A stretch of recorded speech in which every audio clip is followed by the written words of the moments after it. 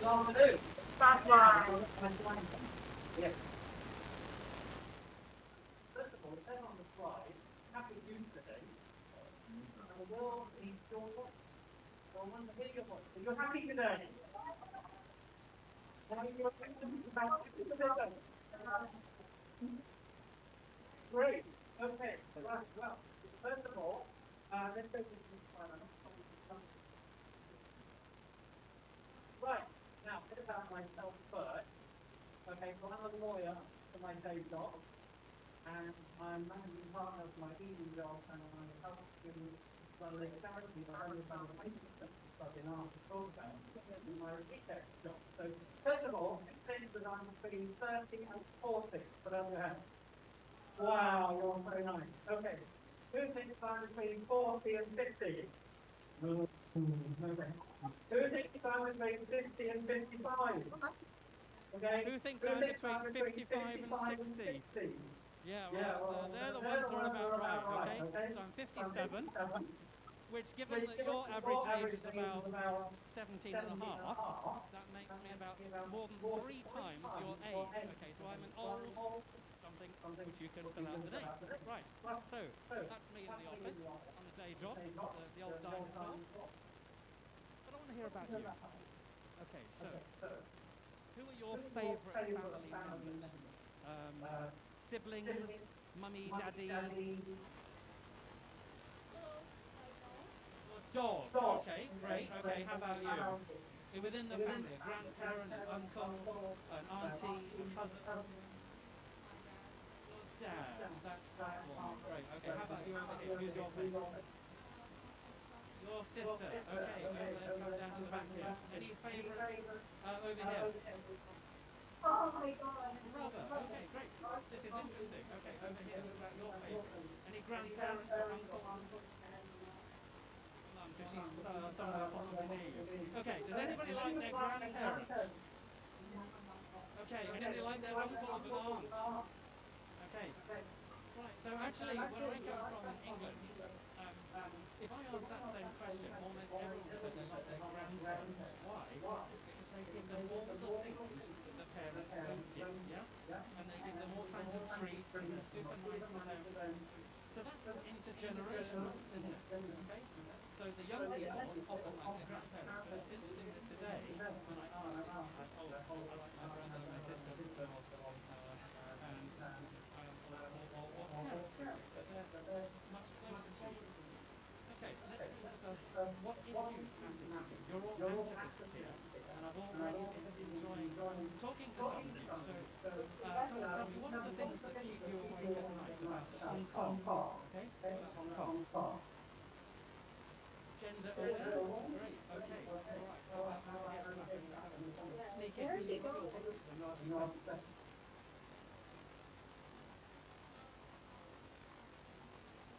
Consumerism, yes, so if you want to find out more, on the desk here. Okay, how about you guys?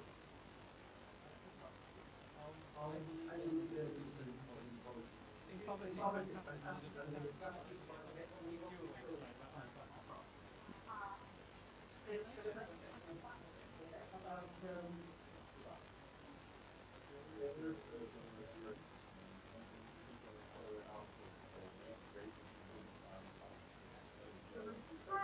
Okay, so a lot in there about respecting one another and diversity. So these are all super important issues. But when you talk to your parents and grandparents, are they the same issues or are they different? If you ask me, you might be thinking economy, climate change, the environment, national security law, all sorts of other things. So you end up by having what often happens between parents and children. Solidarity. Oh, okay, well that's good. Actually, that's very positive. Actually, sometimes, if we can go to the next slide, please. If I can press the button. Conflict. So first of all, solidarity. Look at all the words.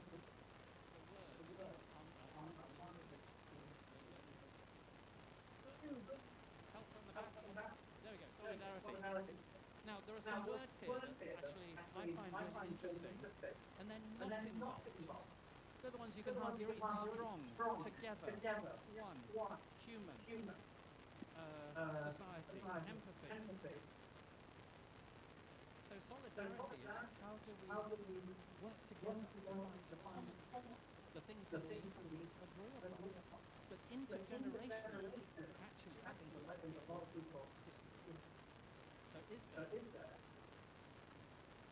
a war between the generations? Or can we have greater intergenerational solidarity? Now, I'm not an expert on that, and I think you're all going to be experts by the end of this afternoon, because that's why you're all here. You're hearing lots of other people who are going to talk about it. But I was asked to come and talk about the home of loving faithfulness.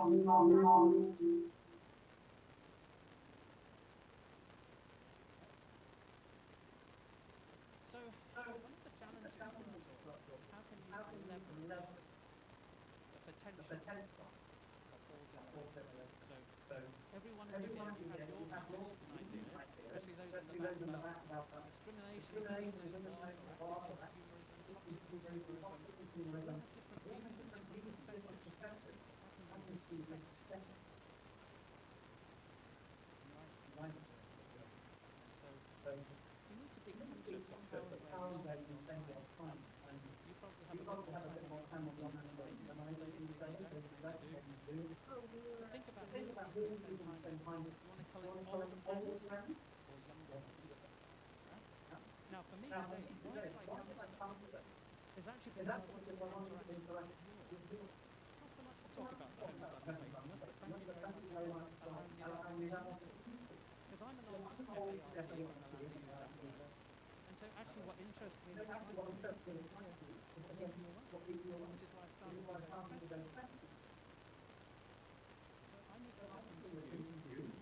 Maybe I'll have something to share and you can listen to me.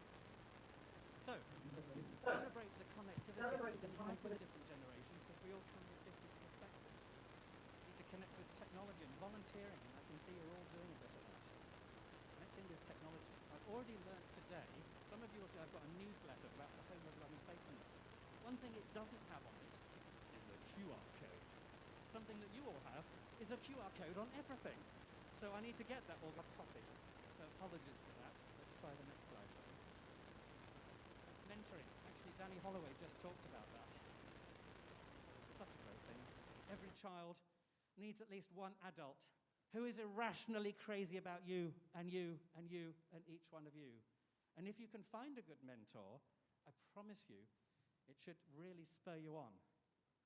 The statistics, and it had this impact on truancy, drug use, violent behavior. So relationships with the old farts like me actually can matter, not just to you, but actually to me, because we can exchange ideas, and that makes it engaging and interesting for us all. So this all comes from a book called How to Live Forever.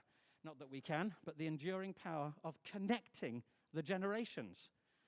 So that's what you're encouraged to do. Even if maybe you don't like your mummy, your daddy, your grandfather, your grandmother, because they lecture you and preach to you all the time, like probably I am now. But try and find out what it is that you can learn from them. And hopefully they can find out what they can learn from you. You know more about this than I do. 11 of the SDGs talk about disability. And that, my friends, is my connection now to the Home of Loving Faithfulness, of which I'm the chairman of the trustees. So I now wander back up to the platform here, just because it's probably easier to do so, and you'll probably relax more because you're worried I'm going to ask you a difficult question. Although, except now that I can't see the screen. Anyway, this is the Home of Loving Faithfulness, and it is a home of loving faithfulness. We're a Christian-run home, and so it's how we believe God's love can be used to help others. And so God wants to share that love and faithfulness to all of our residents and to you. So what do we do? Let's see if I can get to the next slide. We provide lifetime care for children. Actually, maybe I'm going to come down because I can't see what's going on up there. So do you mind if I come and join you? If that's all right. So we provide lifetime care for children and adults. And yesterday was our 57th anniversary. Even older than me. Even older than me.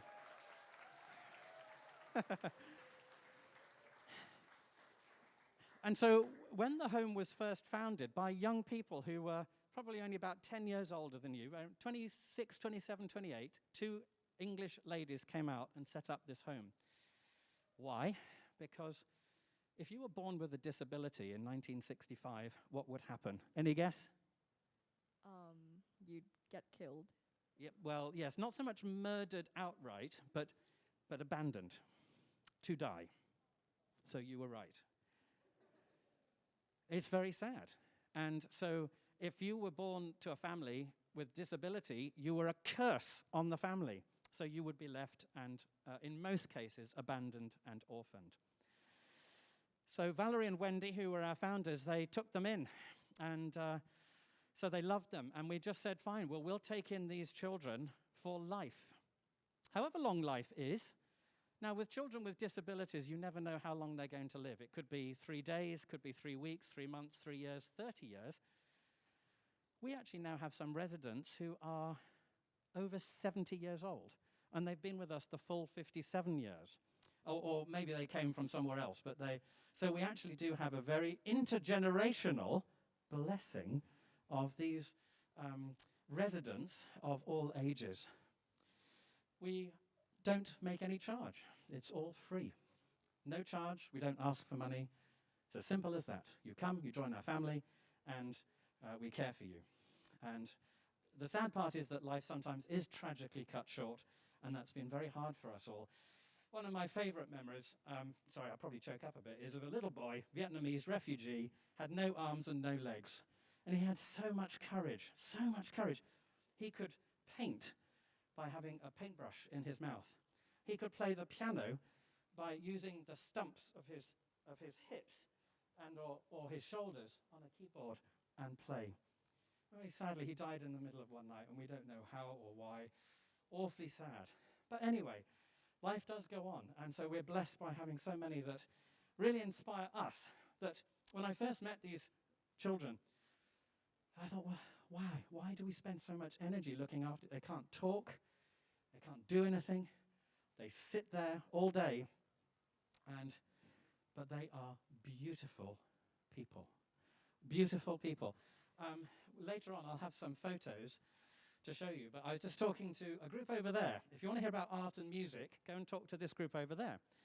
And music is something that children love. And if I come and sing, well, they may not love that. If you come and sing, they would love that. And there's this one lady called Su Ping. And when she hears music, this smile comes across her face. She's disabled, she's in a wheelchair all day, and this smile comes up. And she would rival Miss Hong Kong, Miss World, Miss Universe, as far as I'm concerned. It is the most beautiful smile I have ever seen. If you want to come and see, come, sing some music, or play some music. Please, over there, come and visit us. We'd love to see you.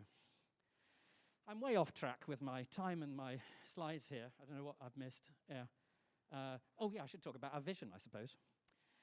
So, in 1965, when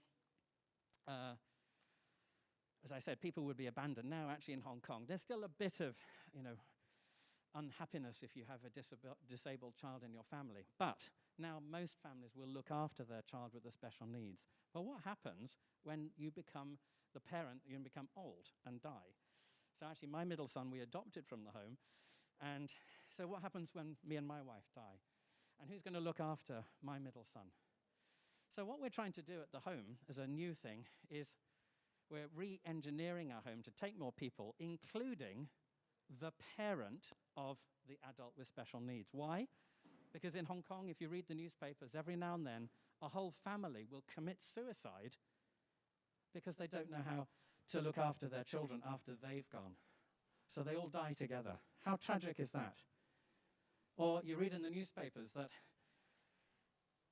the parent has died in the apartment, and the child, who's an adult, is just left there, also going to die, until the smell gets so bad, someone realizes and the police come and they knock the door down and come in and rescue that person, if they're still alive.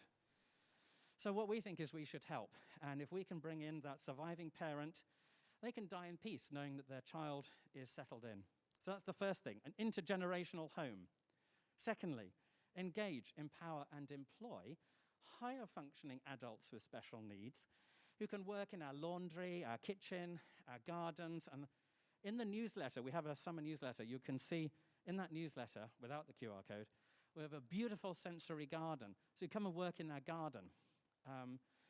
So we can find jobs for them, hopefully. And our third thing is to partner with other like-minded charities. So there are some things that we're very good at with Lifetime Care, some things that we're not. Now, this is called interdependence. No doubt, intergenerationally. Well, that's a bit of solidarity for you. If charities can work together, and Viva, where's the Viva team? They're somewhere here. So they're working a lot with NGOs and making sure that NGOs work together, because that way, the solidarity of working together is so much more powerful than if each NGO is setting up doing its own thing, trying to do things sometimes it's not very good at. Finally, we want to expand, and so by re-engineering our premises, we think we can take more people on our site. There's another whole story about that, but I don't have time for it, to do with how the government wants to take our land and resume it and turn it into something else. This is the old part of the home. It's called the White House, would you believe? Thankfully, we don't have any presidents from America living there. Well, that's good news. So, more importantly, the chapel. So I did mention we're a Christian-run home. So the chapel is actually our engine room. And every morning at 6 o'clock or 6:30 in the morning, people turn up and pray. And when I was a volunteer back a long time ago, and my accommodation was a double-decker bus in the car park, which was where the male volunteers slept, and I was the only one. And I was asked to go to the prayer time at 6:30 in the morning. Well, that wasn't my favorite time, but I did go on the last day, and wow, I was so humbled because it was so special to see these ladies and these people coming every morning to pray and seeing how God would actually produce the miracles that we see every day, every month, every year for 57 years. So it's important to us. So is the playground and having fun and all of those good stuff for our visitors, or we have had some who are mobile in our home. But you see, most of them are not mobile. And so the lady on the left there, so I should have a pointer. Oh, I can, this lady, she's the one who has this beautiful smile. If you come and sing, she will smile beautifully at you. Fung Tai, who's this lady in red in the middle, she loves pink. She loves to have her nails painted. If anyone wants to come and paint her nails, please do. She loves handbags, and she loves things beautiful, and she is beautiful with her pink nails and her pink handbag. And she'll tell you all kinds of stories in Cantonese. She actually can say a few words. When I first went to the home, I had to be a driver, and it came in Hong Kong. I hadn't got a clue where I was, and I was asked to take them to school. Can you imagine? I didn't know where I was. Fung Tai gave me all the directions. Jin Yao, Jin Zhou, Chakoi, Chakoi. And somehow, miraculously, we got there and we got back. So, pretty amazing. The oldest resident is at the back there, Fufu. His father actually is still alive and comes and visits, which is wonderful. So anyway, just a few of our residents here. And here they are doing cooking and some gardening. And we now have this sensory garden, which you'll see in the newsletter, but that's only just come out, and doing some fun things in the garden. Some physio, some OT, occupational therapy type things. So we have individual plans arranged by our social worker to help each one. Now, you guys and girls, you make huge leaps forward between the age of 12 and 18. It's kind of like, whoa. Okay, so these people, they're making incremental changes like this. And I see that with my middle son, with his special needs. But why have a plan when that's all they can do? But it inspires, it stimulates, it excites. And so we used to have all of these different range of abilities in one room. But now we're mixing them up. So actually, not just intergenerationally, but with the diversity of ability. So some are very severely handicapped, disabled, and some are able to walk, not talk a great deal. But the ones who are mobile, they inspire the others. And so that whole solidarity that comes with a family living together with all the different things is phenomenal and special in its own way. So there you are. There's the family of the Home of Loving Faith. And look at the gardens. You only see a little bit of it. But I'm going to end on this. How can you make a difference? Big or small, a ripple effect or a tidal wave? You have the Greta Thunbergs of the world who are amazing and they can be a tidal wave, but each individual can make a difference. Mother Teresa once interviewed someone to say, what can you do that matters? What can you do that matters? On that note, I shall finish. Thank you very much for your time. Thank you so much.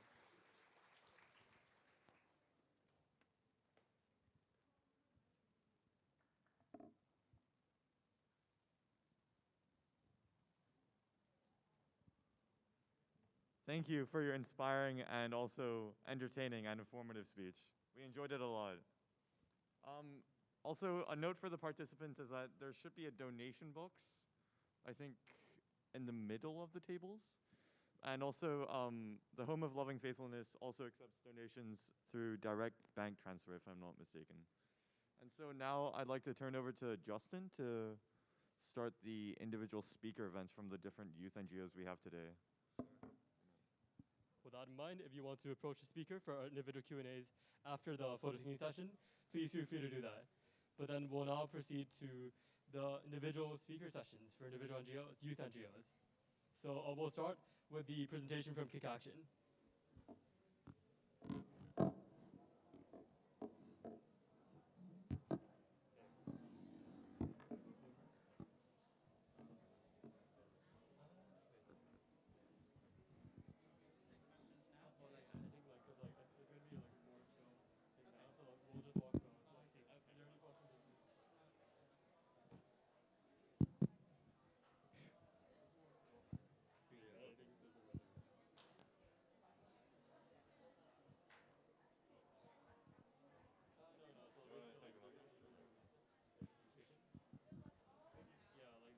The demonstration. So yeah, demonstration. And then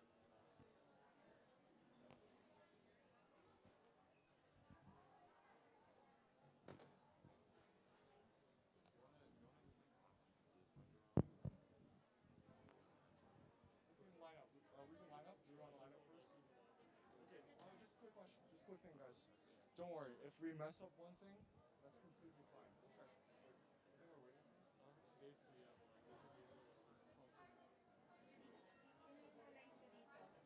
So there's a whole schedule.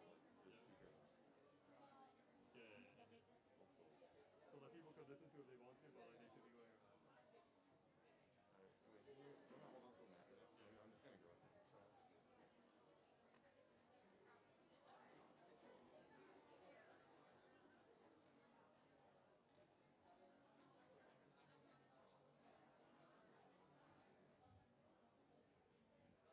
Sahil, can you film us? Can you film for us? Yeah. All right, awesome. Right now? Oh, yeah. Okay. Yeah. Also a photo at the end, yeah? All right. Let's go. All right. Okay, and the lens. Yeah. You hold on. Okay. All right, guys. Remember, if we mess up, it's completely fine. We keep going. They're not going to notice, yeah? This is a chance for us to really show what we've been working on. So, yeah. Does anyone want to say any words about the performance?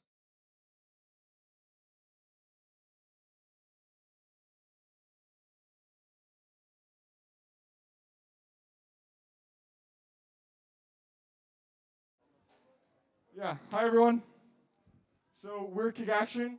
We're a youth-run nonprofit that focuses on working with domestic workers to collectively showcase that regardless of who we are as humans, we belong together and we can fight towards things like justice and, as the previous speaker said, intergenerational solidarity together. Not only on surface level do we showcase solidarity, as we are wearing the same attire, white shirts, black pants, but what we represent is something bigger. It's this idea that we can work towards the same issues that we all care about. So yeah, I'm not going to speak anymore. We're going to showcase a performance to all you guys. Hopefully you find it enjoying. Thank you.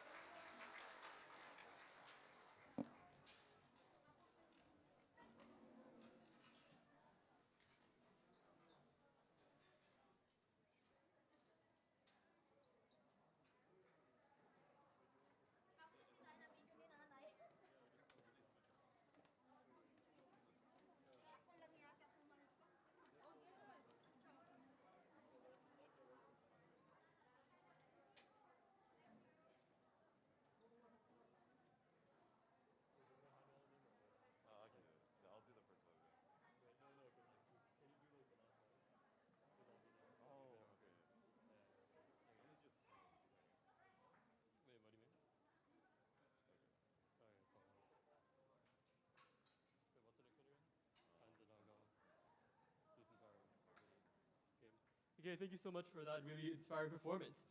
With that in mind, we'll also have for the second presentation, we'll have representatives from the Hands in Hong Kong Youth Empowerment Committee.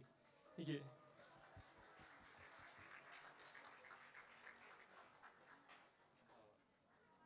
Is there anyone? Okay.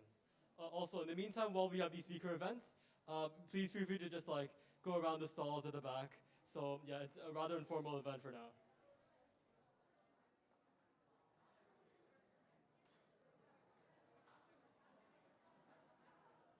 Do you know where Hands in HK is? What? Hands in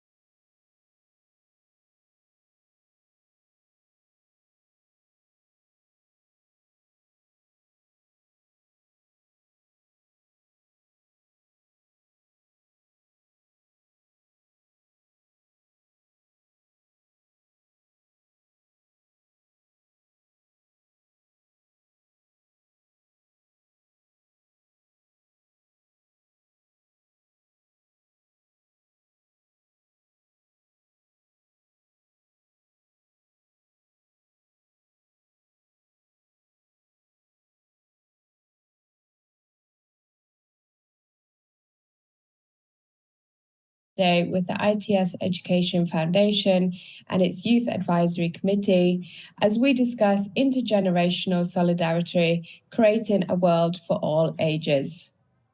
So here at Hands Hong Kong, our mission is to empower everyone to volunteer.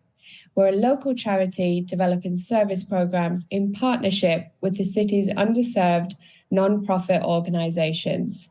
We connect them with the vital volunteer manpower they need in order to achieve their mission. Across Hong Kong, there are hundreds of NGOs and beneficiaries in need, and the work that we do allows them to continue to serve by providing an extension to their teams and at times a lifeline to these grassroots organizations. Last year alone, we provided 16,000 volunteering opportunities, supporting 82,000 people. We mobilize volunteers of all ages to get involved, and International Youth Day gives us a great chance to share.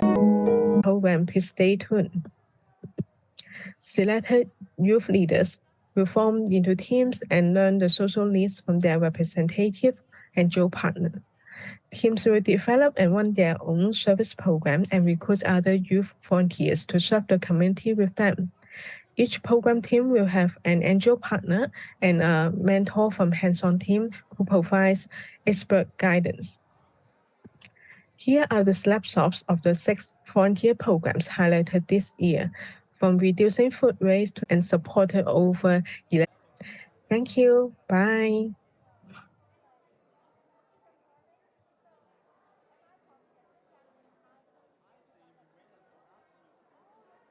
AIS Sustainability Club to the stage for a speech.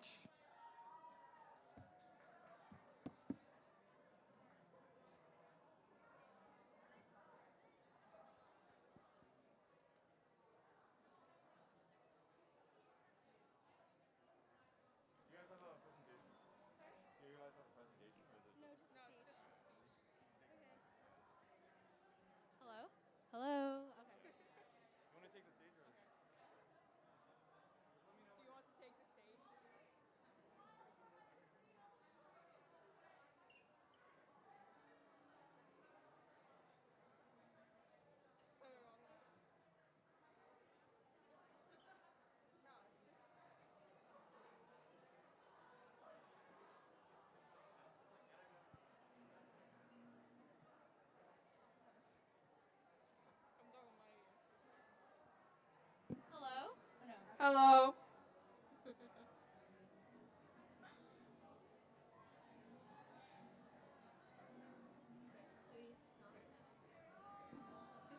Hi, everyone. I don't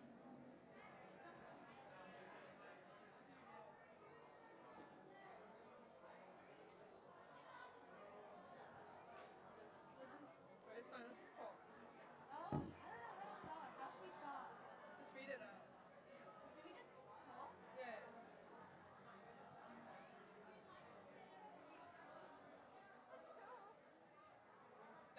Hello everyone. What do we do?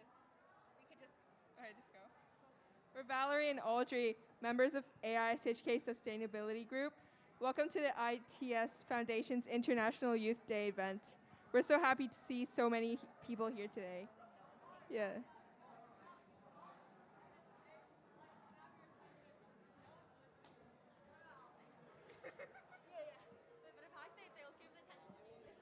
Hello, everyone. Could we please have your attention to the front for a bit, please?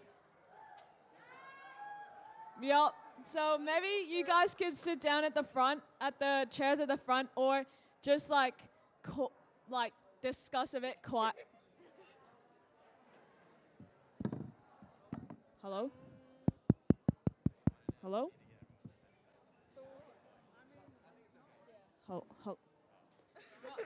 Hello? Hello? But yeah, it works, doesn't it? Just hi everyone. Hi, everyone. We're Valerie and Audrey, members of the AISHK Sustainability Group. Welcome to the ITS Foundation's International Youth Day event. We're so happy to see so many people here today. To start, we'd like to talk about how we started.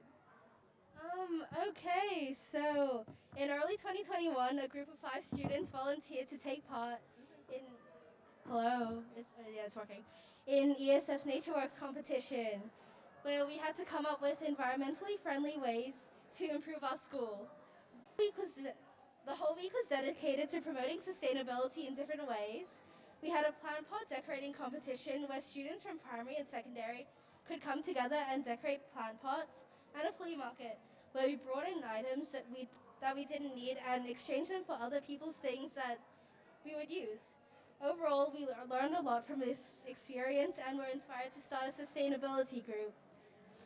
Continue the sustainability group. We now have over 10 members and have worked on a lot since then. This year, our group has continued to promote sustainability. Recycling bins have been located to accessible areas and extra bins are placed at the entrance of our school every Friday. Last term, we hosted Green Week, which aimed to spread awareness of recycling and sustainability issues. Students and teachers could participate in events such as a recycling challenge, bracelet making stations, and a Kahoot. Winners of these challenges would get the chance to have a tree planted for them. Lastly, our school is also considering working with Metanoia, a team of professionals that partner with schools to transform them into sustainable communities. By working with them, we would not only create a sustainable environment at AISHK that would last for years, but would also educate the current and future students on the importance of sustainability. So in the near future, the majority of the current members will have graduated.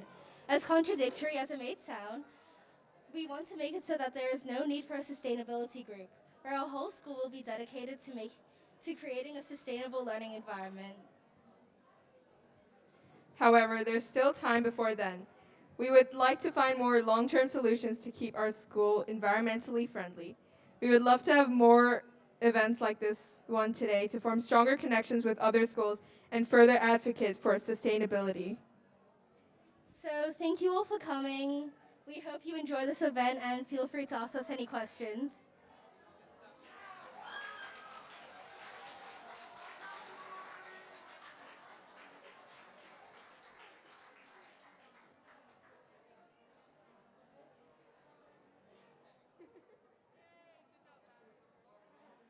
Thank you so much.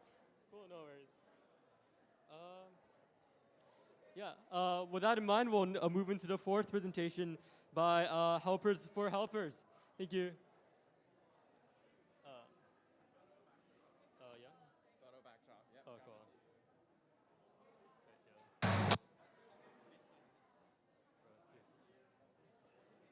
Aiden, it's your turn. Oh, it's We're Helpers for Helpers, and this is Spectrum.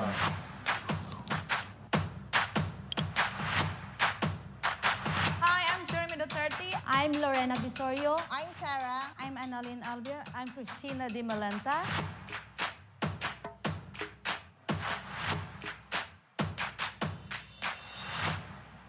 I am underpaid.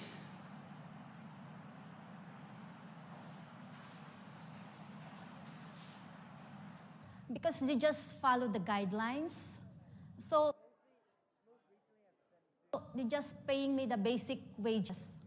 I totally disagree because about the underpaid because my employer paid me above minimum. They also give me extra, so I disagree with the underpaid. I'm treated equally in Hong Kong.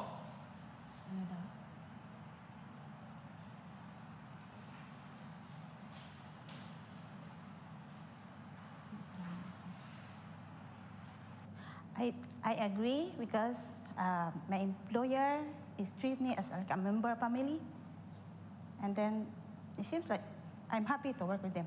Regarding my employer, they treated me fairly, but if I will mention outside of my employer's house, there's some instance that I feel racism, especially on facilities.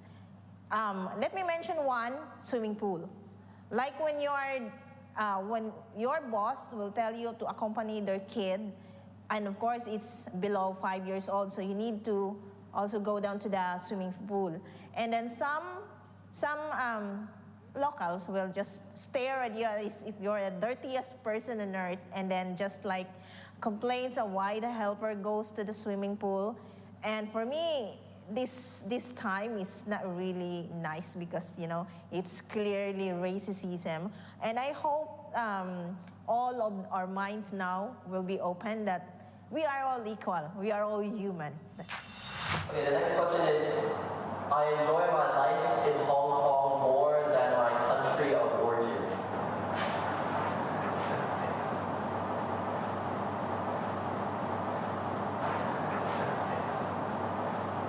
I enjoy my life in Hong Kong, especially during my holidays. Like we're go with my friends, like swimming or hiking, and a lot of funs. But I miss my family and my friends and my roots in the Philippines. I strongly disagree that I enjoy more here in Hong Kong because Hong Kong is not my home. Hong Kong is just only my second home. When we say enjoy, it should be the family is with us. And for me, maybe I become more productive here in Hong Kong, but if you say that more enjoy, no, it's not, because if I will say the word enjoy, it should be my son is with me while roaming around and visiting some good places here in Hong Kong. That's Where are you originally from? I originally came from Philippines. So the land, the country with the two weather season, the rainy and the summer season. Wait, do any of you guys have family here in Hong Kong? Yeah. No? Any family here? Yeah. Yes. Like relatives? Cousins, yeah. But aunties. Do they also work as Yes. Yes, but I seldom see them. I've been mistreated by my employer or outside Hong Kong.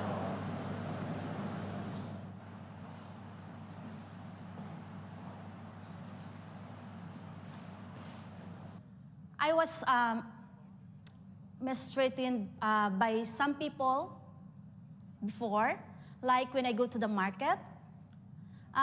They treat me so badly, and because they think I am a helper only. So you cannot touch them, and they will get upset.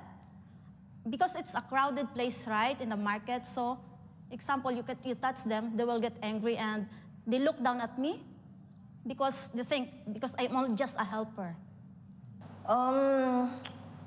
The reason why I end up joining some NGOs, organizations, because of my previous experience.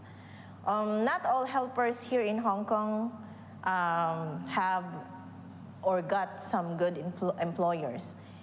I think a few years ago, or I don't know how many years ago, but it's my previous employer that there's an instance that she really put me into the very, very worst part of my life. So with a senseless accusation. So I feel very bad because I was a very, very good helper assisting to her daughter because she is a separated mom.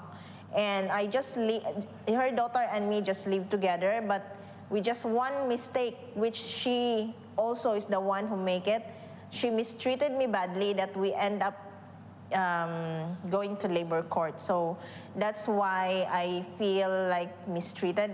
And I stand here in the neutral because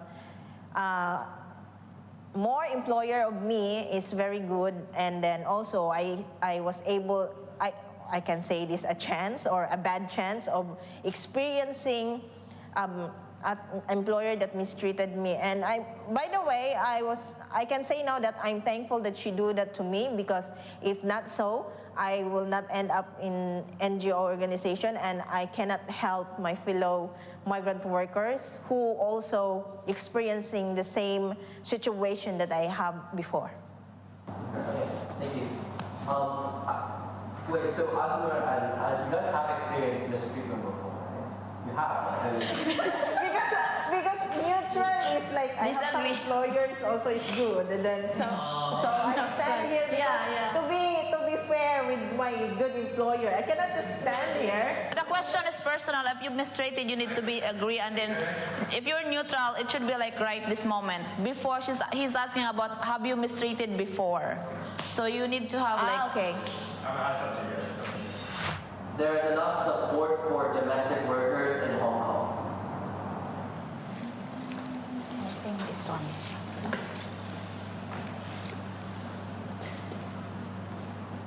Yeah, I strongly disagree with this sentence because it's not on my situation to be exact. I'm talking about the people that I'm dealing with, especially when I'm in community services, because I encounter people, migrant workers, that didn't have enough food, didn't have enough sleep, the working hours is long, so like I think they have no peace of mind in the home. So I think that's why I strongly disagree, because not all of the migrant workers had the chance that I had. That's why I always told to my employer that I'm very grateful. That's why I'm always like helping to the charities, because I want to give back and help to some of my migrant workers, because you treat me well, and I'm very grateful for that. And I experienced a lot of migrant helpers that has not good treatment from the employers. As a keyboard responder, the situation that I choose here, not for myself, but for my fellow migrant workers, which I hear a lot of stories. Like, for example, like they don't have enough access, especially on the medical aspects, and also some of the benefits. Like, for example, now about the voucher. We're also here in Hong Kong. Also, we pay, and I'm sure when we pay, maybe there's some tax going to the government. But why are we not entitled with the voucher? So maybe some is lacking for our benefits or an advantage, and I hope they considered us also.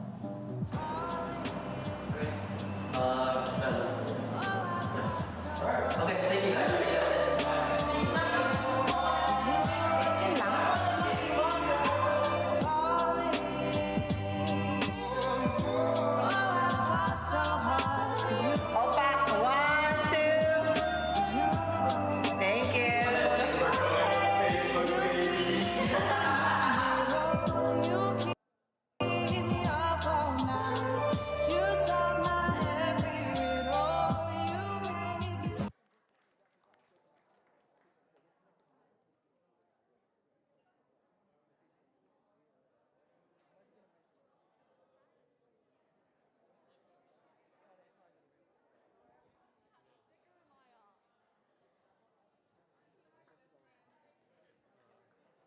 Okay, thank you so much for.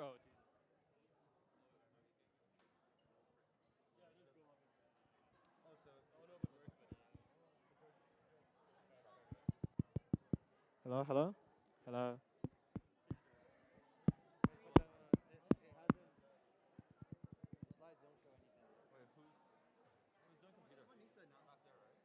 Hello, hello.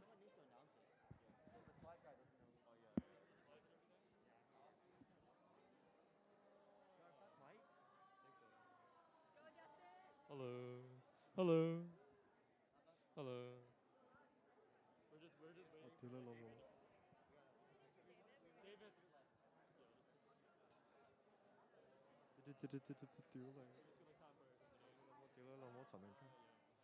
know, man. Nobody seems to care, so.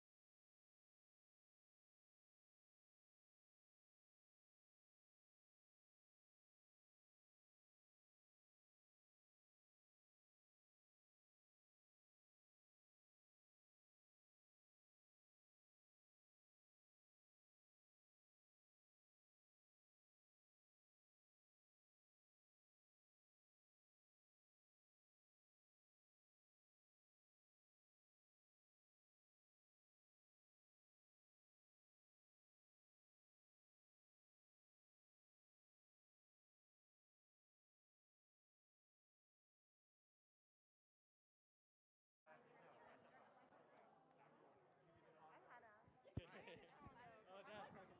Okay. Are you what? Are you proud about that? Cool.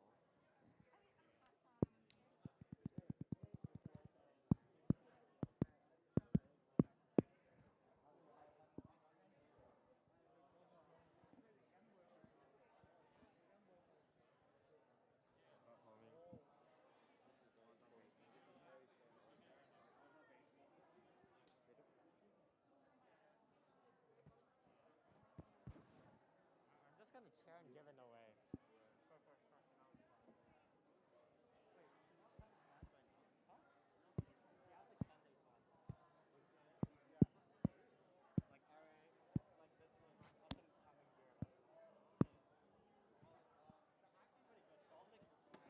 Oh yeah, yeah, bro.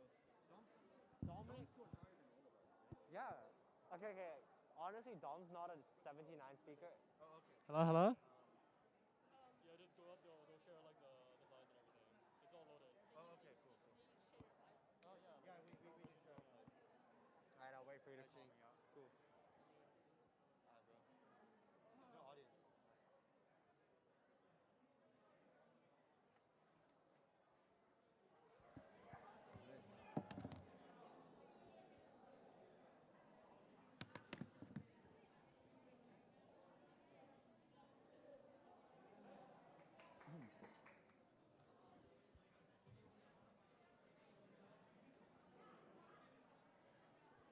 All right, hey everyone. The mic doesn't seem to be working. You can try speaking into this too. It just doesn't. Hello. Nope. This one? Hello. It should work now. Hello. Hello. Nah. Wait. Hello. The volume for this is like really low. Okay, do you want? You can probably turn it on somehow. How do you? I have no idea, but. Hmm. Yeah, okay, there.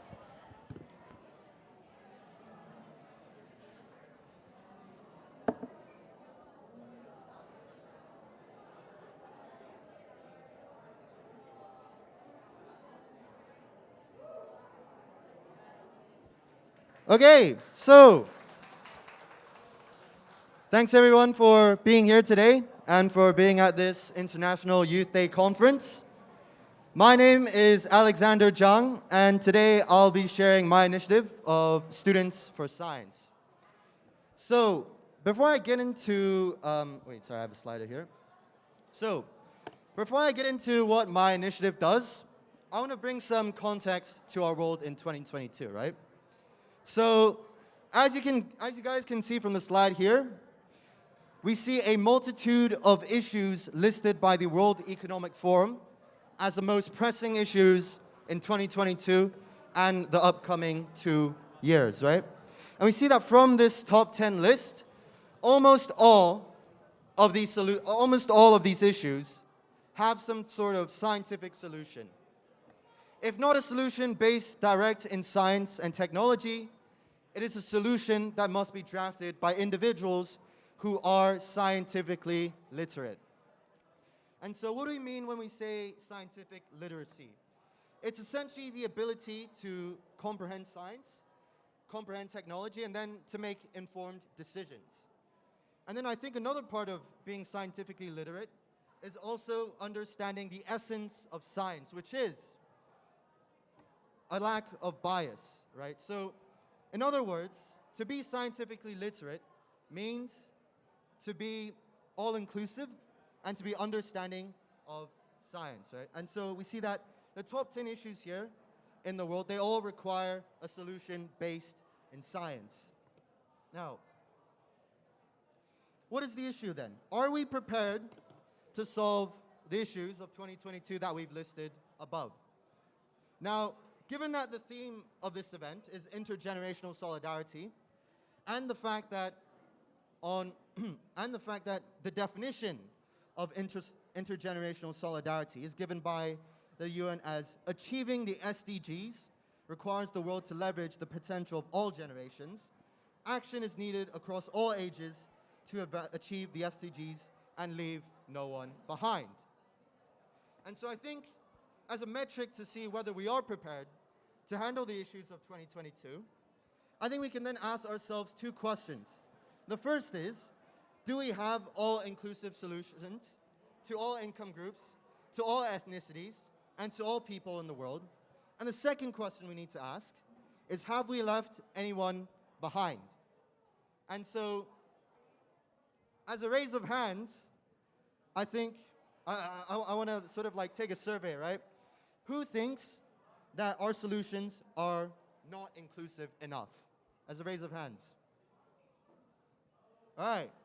And so who thinks that in our solutions we have left people behind? We have left groups, underrepresented groups, behind in our current solutions. Okay, so given this, I think it's quite obvious to say that no, we are not prepared. Our solutions are not inclusive enough, and we have certainly left groups behind. For instance, as a throwaway statistic, only 6% of the 52 poorest countries in the world only have a vaccination rate of 6%. Whereas in Hong Kong, we have a vaccination rate of 87%. Now, this is a huge difference, but it shows that our solutions right now are not inclusive enough. And so what can we do, right? Given that a lot of the issues that we're facing are related to science and have solutions in science, how can we be more inclusive with our scientific solutions? Now, a huge underrepresented group and often overlooked group in Hong Kong is the refugee community. And so a lot of the times, refugee children, they're faced with a lot of issues, which include a wait list for school, and even a wait list for school that often lasts for months. But even when they go to school, oftentimes, their curriculums are underfunded, which means that they almost have no science education at all.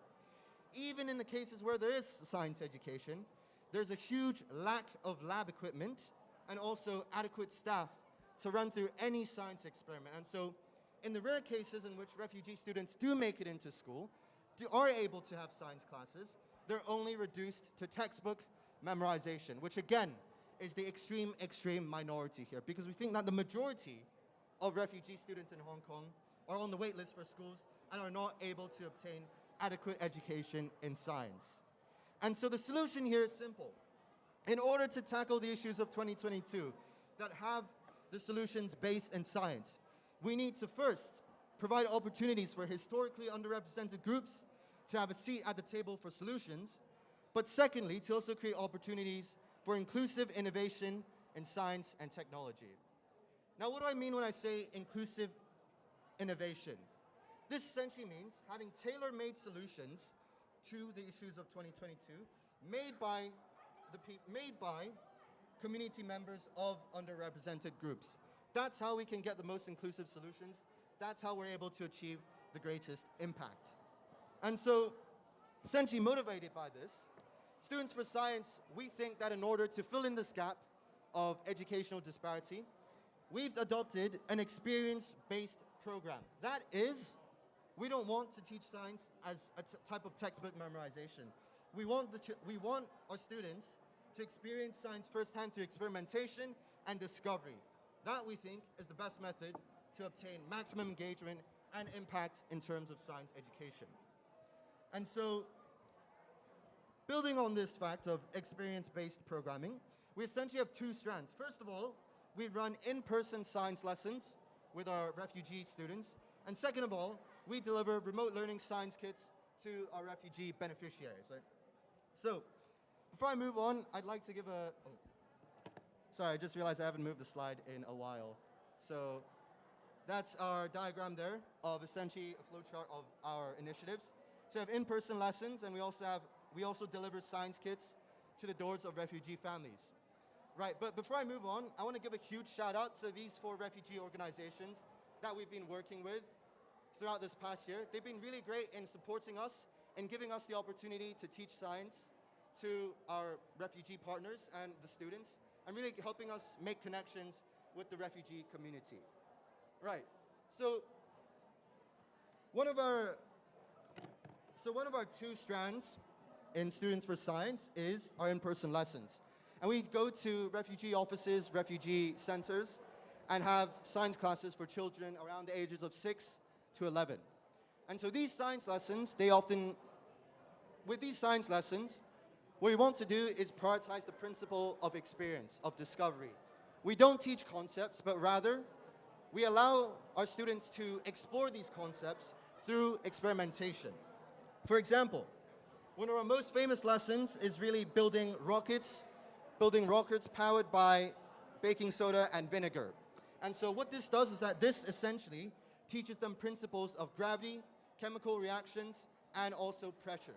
Using these 3 principles, these very universal principles, we're able to construct a simple experiment of building rockets, and then they're able to launch these rockets and really internalize these concepts.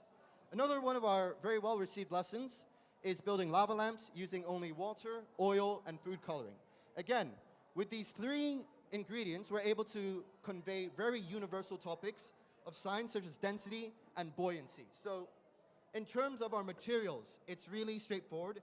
It's conventional, off-the-shelf materials used in our experiments, but they convey deep, deep subjects of science that ultimately provides them with a unique experience that our students would not have gotten in their underfunded local primary schools. And so, another aspect of what we do is that we deliver science kits to our refugee beneficiaries. So, yeah, no problem. Hi everyone, just a reminder that I know this is relatively informal, but just to respect the speaker, and if you're listening to the speaker, guys, can you sit in the front few rows? That'll be great, thank you so much.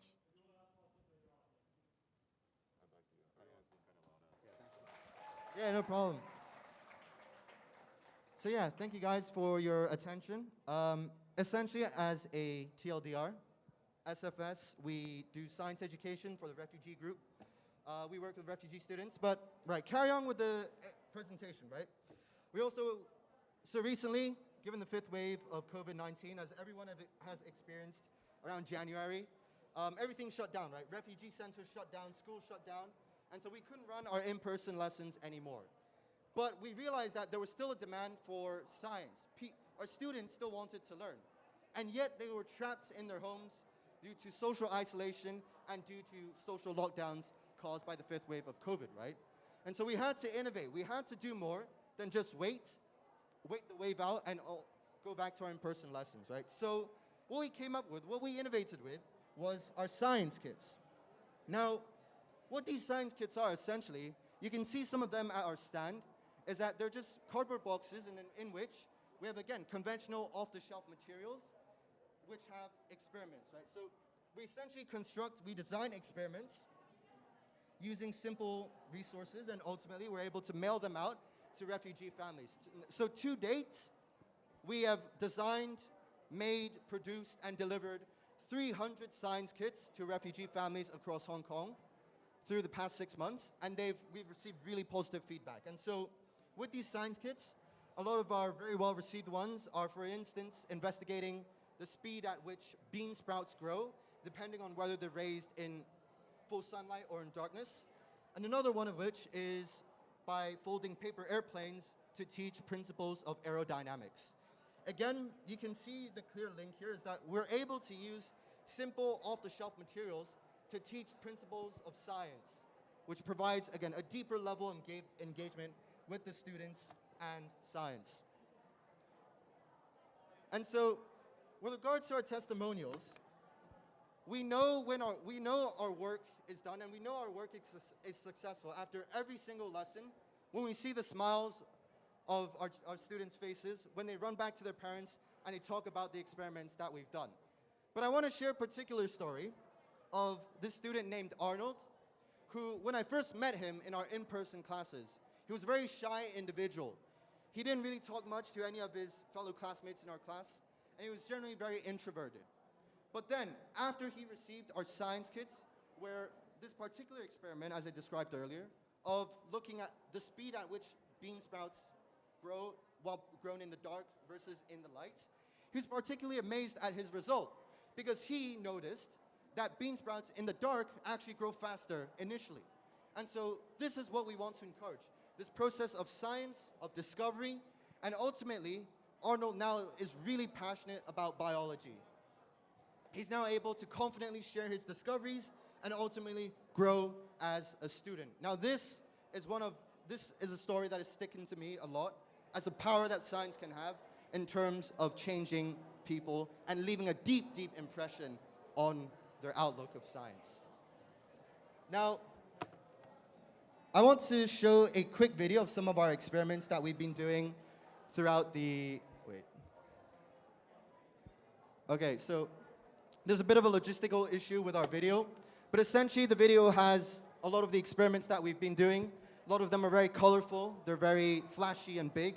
Unfortunately, we can't load the video on here, so we'll load the video on our stand in the corner over there, which you can see, right?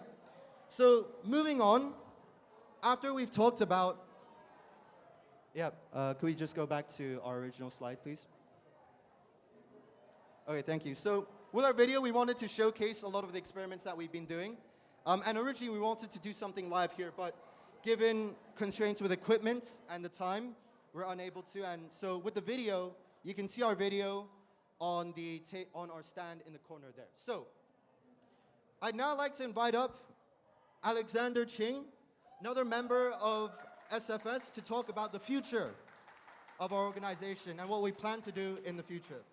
Alex? All right, thank you, Alex Zhang, for giving me the mic. So I don't know if you've heard, because of all the back rubbing and talking.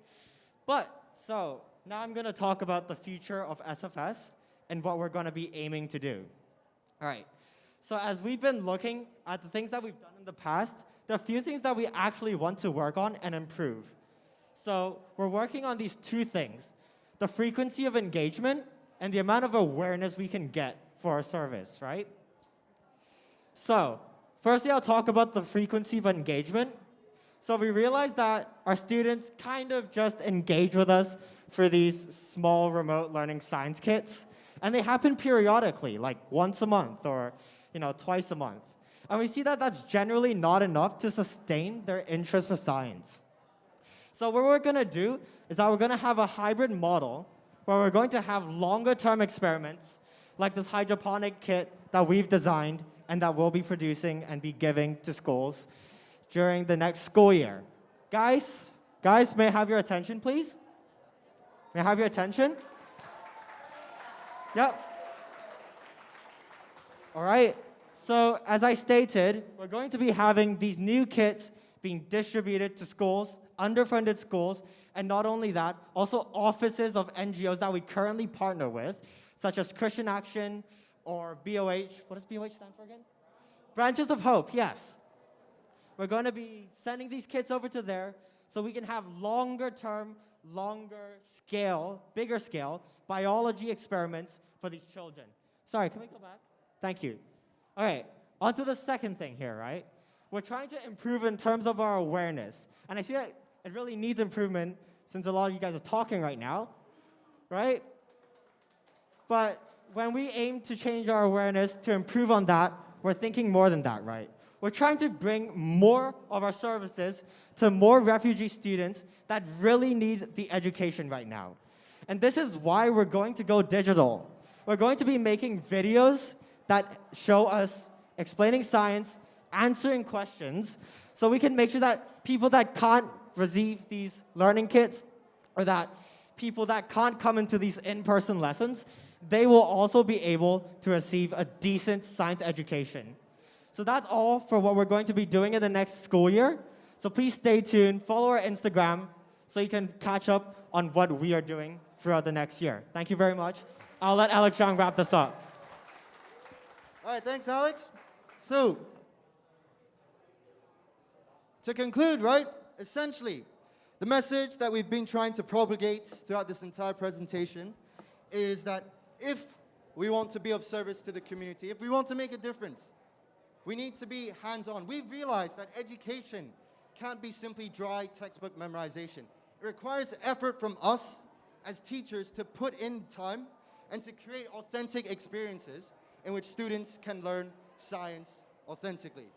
And from the experience, we know that this method, from here, we can ultimately create a lifelong love of learning with examples such as Arnold, very, very, very fresh in our mind, right?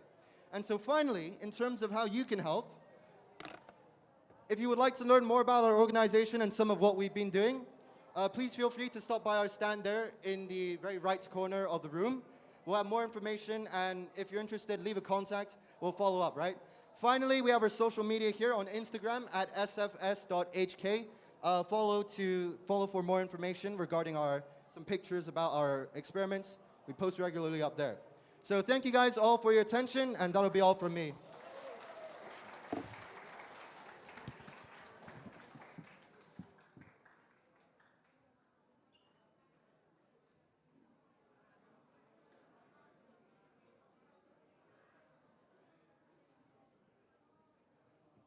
Hello. Hello. With that in mind, we'll move into our fifth presentation by the Young Step HK. Thank you.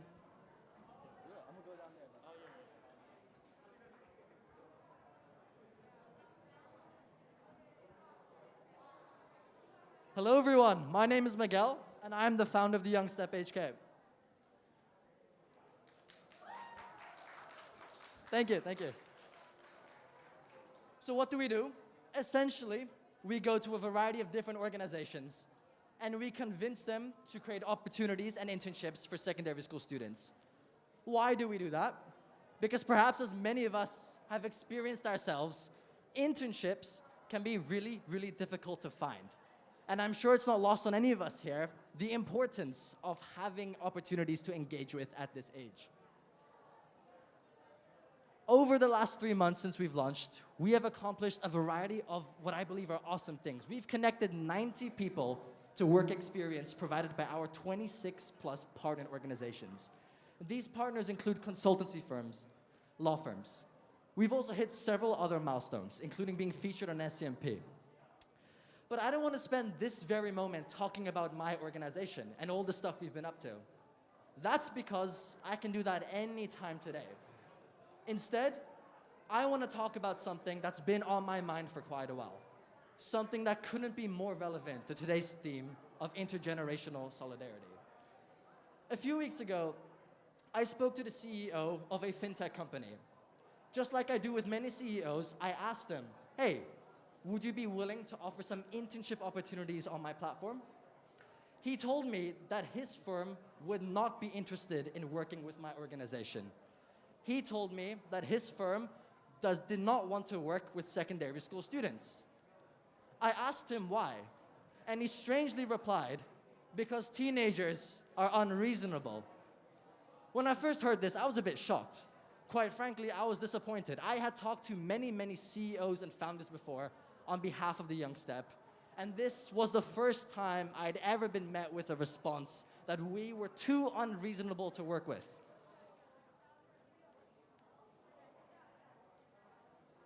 Did I mention I was disappointed? So I decided to investigate why this head of company, why this CEO said the thing he said. I could have been offended, I could have stayed offended, but I felt that because he was an important person and a representative of the generation running the world today, he must have had a reason for saying what he said. So when I chose to investigate why he said this, I came across some material that almost made his statement seem like it was true. I Googled a bit, why do adults hate Gen Z? And I found some situations. UC Hastings a couple months ago organized a debate between two professors. But when the second professor spoke, the entire event had to be canceled. Why? Because the university students watching erupted into protest. They interrupted, they shouted, they chanted, and they silenced the second debater from talking. Why? Because, quote, he was old and white. A similar situation happened at Yale Law School.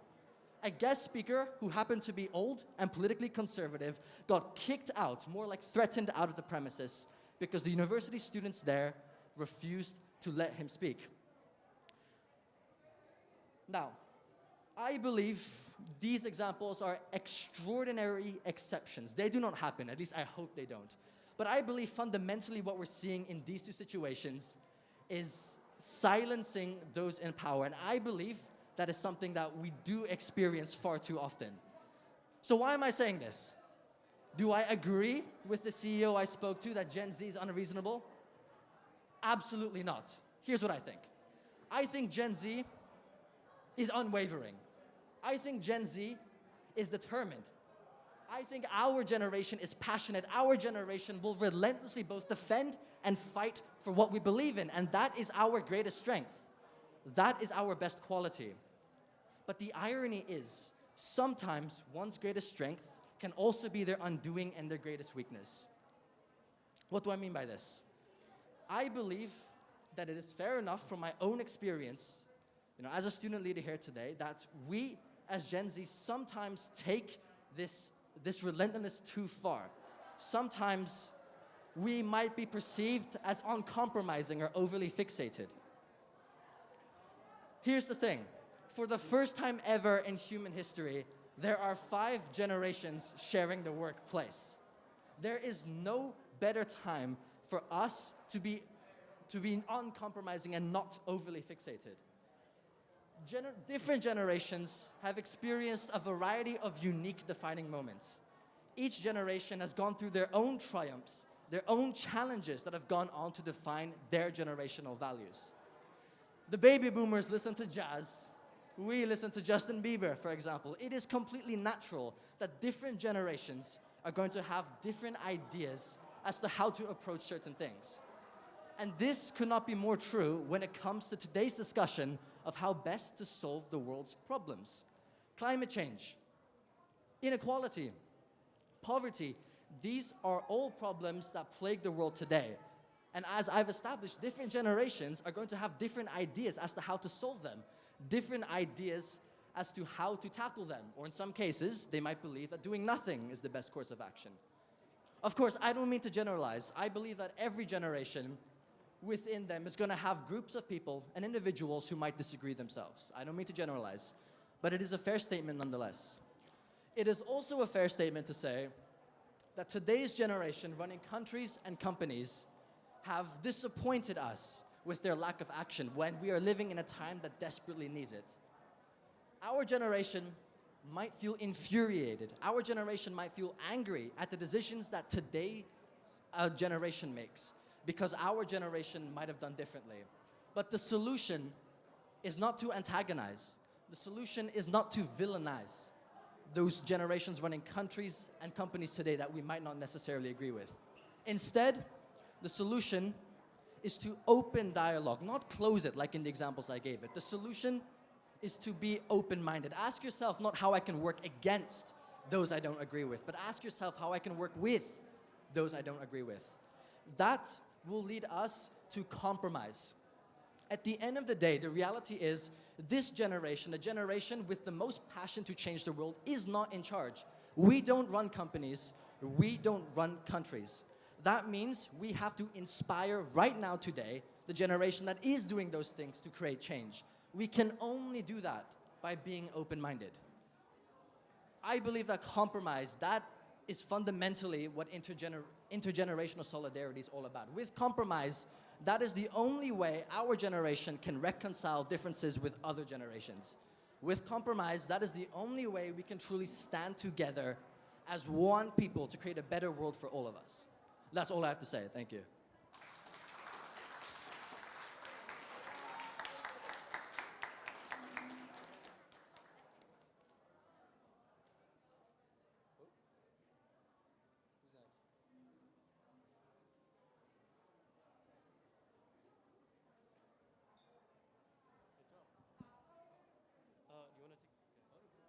Yeah.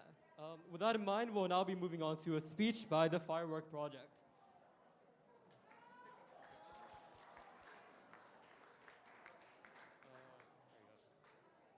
You guys do TFP, right? Yeah, thank you.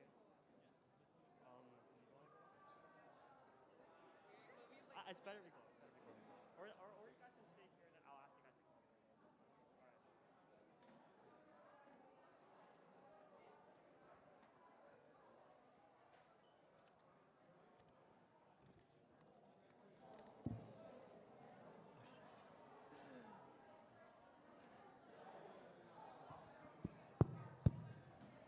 Like many speeches before and after me would say, the Firework Project aims to empower underprivileged children through giving them a platform to pursue their passions. With a team of over 60 volunteers, we can facilitate the children's exploration of passion in fields of art, linguistics, music, STEM, or sport. Since TFP's creation in October of last year, we have hosted over 130 hours of sessions worth of sessions, partnered with 9 different organizations, and have given over 300 students a chance to pursue their passions. Through these charitable actions, TFP has garnered attention from local news outlets such as the South China Morning Post and RTHK, who have both been featured on our pages. As Darren, the other co-founder of TFP, and I have discussed our accomplishments back in March, we couldn't be more proud of ourselves. In the space of 5 months, we had gone from just the two of us taking turns to call different NGOs around Hong Kong to having 8 different sessions running weekly. However, the more we thought about it, the less satisfied we felt about ourselves. We had become exactly what we didn't want to become, just another ordinary student org that ran a few sessions every week to help a set number of students with little to no plans for legacy in the future. In other words, our output of helping underprivileged children were limited by the manpower that we had. By that point, even after delegating many of our tasks to our volunteers, Darren and I were still spending at least 1 to 2 hours every day keeping in contact with our volunteers and organizations to make sure that our sessions were running smoothly. Whilst we could have continued to delegate tasks and improve our time management skills to increase the amount of time we could spend on TFP, we knew that there was a limit to what we were capable of. Moreover, when both of us graduate and go to university, we would have to perform the thankless task of handpicking successors who would be willing to do what we did. We were stuck in a position where we wanted to give more to the community, but we had no means to do so. Before starting TFP, Darren, who was an avid basketball player, and I, an avid football or soccer player, both had an extremely competitive mentality where we wanted to become a better organization than most, impacting more people in a more meaningful way. However, looking back at that right now, we recognize that that was an extremely naive way of thinking. Given that we all share a similar goal of striving to empower the underprivileged, we should all work together to maximize our impact. As a volunteer, we should not go, where would you go to complete your service hours? Perhaps your school has a service program, and if you're not lucky enough, you have to go through a very tedious sign-up process as an organization's website, where in many cases, a timely reply from them is extremely unlikely. As an organization, where would you go in most cases to find volunteers? If you don't manage to convince your friends or family to help volunteer for you, it will be very difficult to reach out to the wider community to ask for help. With this in mind, Darren and I launched an ambitious project back in March to create a web platform to connect passionate volunteers with NGOs that lack resources and manpower. The platform works simply. Organizations can sign into our platform and log down any upcoming sessions they have, including details such as date or time and a brief description about the session. These sessions will then pop up for any volunteers on the web platform, giving them an opportunity to sign up for the session. Organizations will no longer have to go through the tedious process of contacting volunteers by themselves, while volunteers will have a centralized platform where they can view many different opportunities for service in one place. With just a few clicks of a device, volunteers and organizations can easily find each other and achieve their common goal. In fact, we have a simple 2-minute walkthrough video posted on our TFP Instagram account to help new users get acclimatized to using our platform. Most importantly, TFP will be running completely separate from our platform. The platform could be used by any organization to recruit volunteers and can be used by any volunteer to find organizations to volunteer for it. Even though the founders of TFP and the creators of this platform happen to be the same people, this platform is as much any of your platform as it is ours. TFP's vision is to democratize service for all students across Hong Kong and not just for ourselves. As of today, our platform has 160 registered users. Obviously, for our platform to properly work, we need to have a good number of organizations to also be registered on our platform to create volunteering opportunities for our users. If any organization is interested, feel free to reach out to me after this speech to get yourselves registered onto our platform. After entering in some key information about your organization, such as who you're mainly looking to help, what you may need help with, etc., as well as sessions and workshops that you host, such as date and time, location, age group of the kids, and lesson material, you can then simply sit back and check in our platform every few hours to see if our volunteers have signed up for your activity. By simply spending a few extra minutes entering in some of your information, you can potentially save hours of time on recruiting new volunteers. Obviously, the same goes for volunteers. Using a few minutes of your time to create an account and enter some key information about yourself, you can save many hours on looking for organizations that are in need of volunteers and your help. Speaking of volunteers, I would like to invite two of TFP's volunteers up to stage to talk about their previous volunteering experience.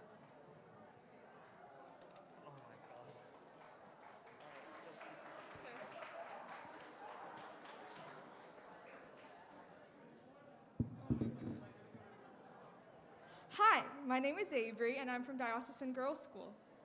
I'm a member of the Firework Project, TFP, and I've been hosting the TFP Book Club to read English books to primary school students for the past 3 months. During the book club, we read short stories or books to them, and after we read the stories, we ask them questions, and they always answer them on point. Although the book club I'm in right now is conducted online, but their warm and genuine responses always makes me feel like I'm there with them. Personally, at my school, I have also been doing service programs, like teaching kids how to do their homework and helping them revise. However, at school, we were only allowed to choose from a small selection of service projects and have limited autonomy over how we would like to conduct the sessions. With TFP, I was able to discuss with others and conduct service sessions in my own way. It truly is a great opportunity working with TFP. During this journey of volunteering, I've gotten the chance to give back to the community. Volunteering has helped me realize that my purpose in life is to be of service to others, to help live lives, and to never take things for granted. I would like to thank TFP for the opportunity for such an organized and enriching service session. Thank you.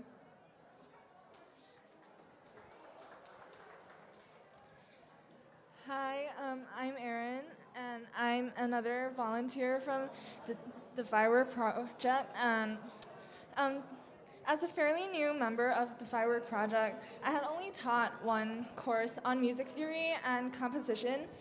Despite my limited experience in volunteer teaching, I found myself falling deeper into the rabbit hole after each session with the kids. The first lesson was a mess. And I was really awkward and nervous, and I was going through the material too fast, and the kids couldn't process what I was talking about. I ended up having to reteach almost the entire lesson because my instructions were unclear, and I wasn't giving the students enough time to do their tasks. Although that lesson was literally top-notch, chaotic, the kids were still very engaged in the process and kept asking questions. They were really eager to learn, and that really motivated me to do better in the next session. After the failure of the first lesson, I improvised the class content and speed, and the result turned out much better.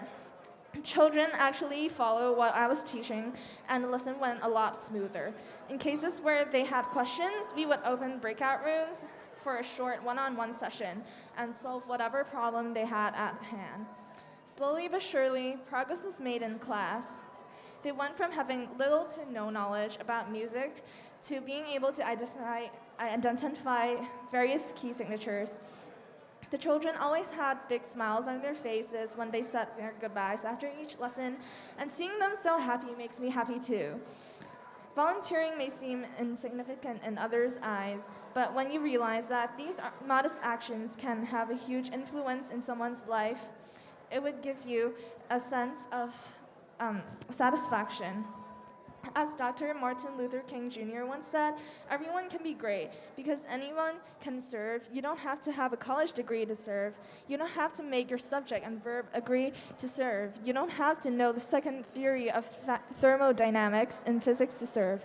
You only need a heart full of grace, a soul generated by love. I'd like to thank the Firework Project for giving me the opportunity to teach these unprivileged kids and give me such a great experience. Yeah, thank you. Have a good day.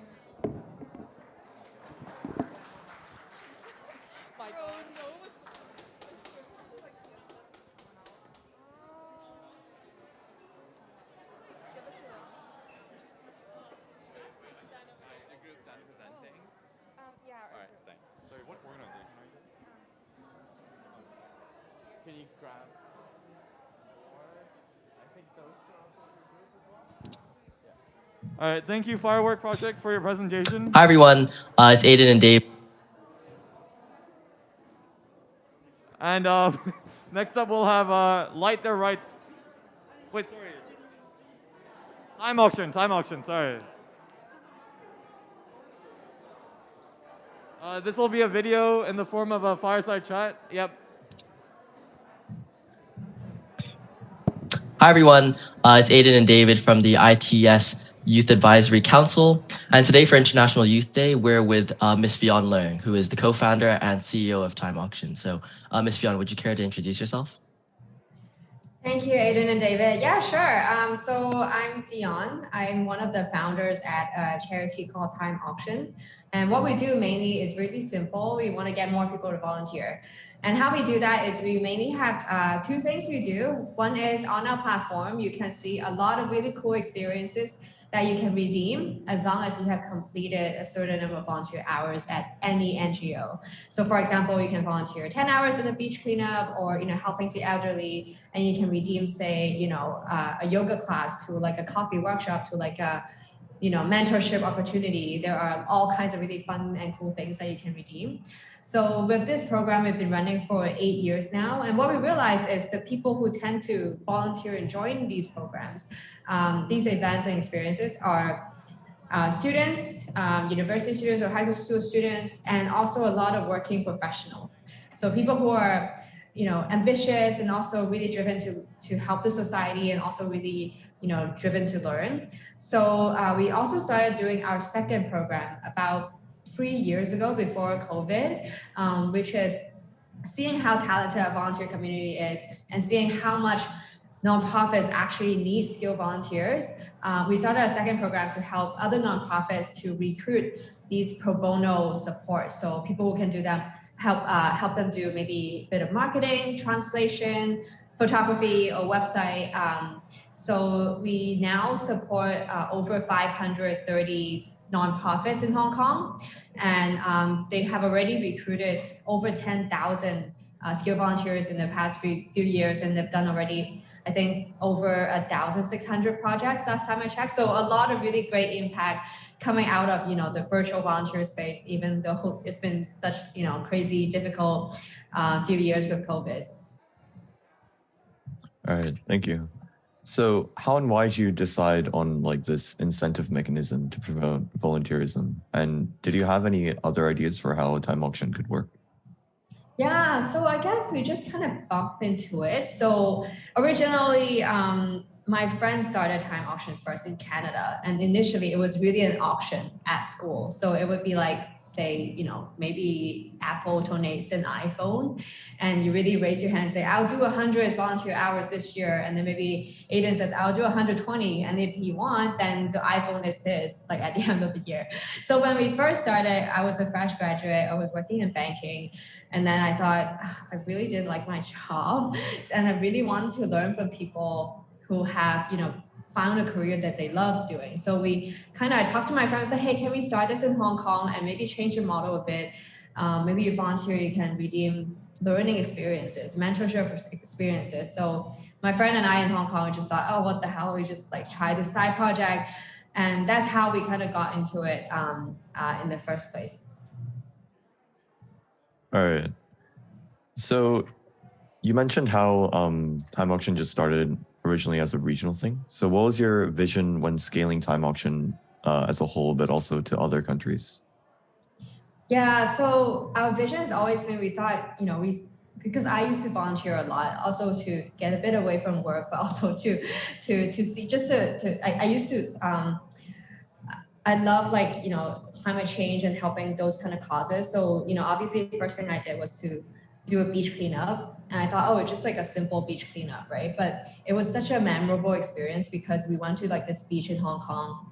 It was filled with plastic. It was so gross that all the plants is already growing through the plastic in the garbage. So there's no way you can even get it to back to a nice clean beach anymore. So after that experience, I switched my habits. I no longer use disposable plastic. I try to have a reusable bottle with me all the time. And I realized that volunteering actually teaches you about the real world, all these real world problems. And actually that changes your behavior, your perspective in some way, and then you act differently after. And I wanted more people to have that experience. So initially it started off with just a fun side project to do that. And now I think we've always been very focused on how do we get more people to have this experience, and how we that vision has never changed, but how we do it, launching different kind of incentive people can redeem and seeing which one attracts them to volunteer more, and channeling these really great volunteers to do different kind of volunteer work, not just beach cleanup, but also you can do it virtually or with your skills. So that is something that we always experiment to see how we can basically get more people to volunteer. Yeah. I've also always wondered how do you get partners and experiences for volunteers? What's your strategy to attract people to provide experiences to volunteers? Yeah, this is the part that I'm quite amazed by, actually. So we have featured, I think, over 1,000 different kind of experiences, from coffee workshops to obviously, the one that we started off with, which is dinner with an inspiring leader. We feature a lot of different entrepreneurs or nonprofit founders and stuff like that. These experiences are all donated to us. We didn't have any money. So it's a startup charity. And we usually just go cold call people. So we would email, let's say founder of 9gag to other kinds of people and say, hey, can you donate 2 hours, have dinner with a bunch of people who would love to learn from you. But in exchange, they will have to volunteer to charity. So, your 2 hours would raise 100, 150 volunteer hours to different organizations. And to our surprise, a lot of people say yes. And I would say 80% of people we cold outreach to would say yes. And similarly for the experiences that we have, we would just ask yoga studio, hey, do you want to donate some yoga classes people can volunteer to redeem? So that to me is a bit of a surprise because it's been so smooth. And I realized Hong Kong has a lot of really generous people, and they all want things to be better. So I think that's a really good learning experience to know. Yeah. I think it's really clear that you think, volunteering is really rewarding, right? But for those that are just starting off or are interested in volunteering, what do you think are the most important kind of principles that they should follow when they're looking for an NGO or a partner to help volunteer with? Yeah, I definitely think that philanthropy is a process for everyone. So the first step usually, I have a lot of friends asking me hey, I actually do want to go volunteer. Where should I even go? And I think it's a bit of a learning process of how to have impact, like maximize your own impact, I would definitely suggest just going to those like group activities that you can sign up for. For example, like kindness walk for the homeless with Impact HK, or at Food Angel, just chopping up veggies or preparing food for the elderly and people in need. I think that in itself opens your eyes up to like different problems. And then after that, then because now you have awareness of like how the people you want to help or the animals you want to help, what kind of challenges the charities that are doing this day in day out are facing, then you can think about how to maximize your impact. For example, if I'm a high school student but I love making videos, maybe my most impactful way to volunteer is not to do beach cleanup. Maybe my most impactful way is for me to help an animal charity to do like a really cool video to tell other people about their cause, because the charity can use it again and again and get more people like the volunteers that they have to understand what they're trying to do and support them. So I think it's a bit of a journey, but always follow like your curiosity and just let the experience like open your eyes up for you and then see where that takes you. You've kind of talked about this before, but you know how Time Auction seems to really emphasize tangible and hands-on volunteering? What do you think about like other forms of non-direct impact, like raising awareness through Instagram accounts or the like? Definitely. I think volunteering comes in a lot of different forms. So you could do, obviously beach cleanup is one, but actually what we really focus on is skill volunteering. So virtual volunteering, and because we have supported, there are 500 something organizations on our platform that recruited a lot of different kind of skill volunteers. We have recruited people who are ambassadors, meaning sharing about their cause on Instagram and other kind of platforms so that more people will know about their cause.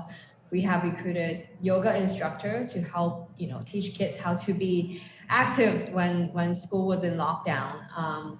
And we recruited people who are a bit more hands-on, like helping charity design a logo to a website.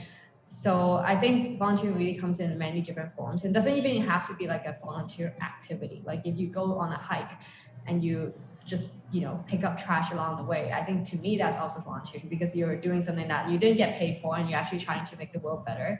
So I think it comes in all kinds of time commitment and all kinds of different kind of nature.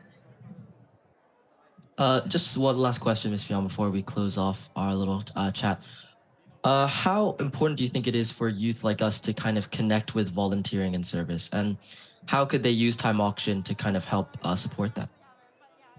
Yeah, I think at this age it's so important. I think honestly your generation, definitely not in the same generation, but it's already so aware. I think with the activism and issues that you guys are aware of in the world, awareness part, you guys didn't have to work at it. I think in high school, when I was in high school, we didn't know as much about climate change or as much about different issues.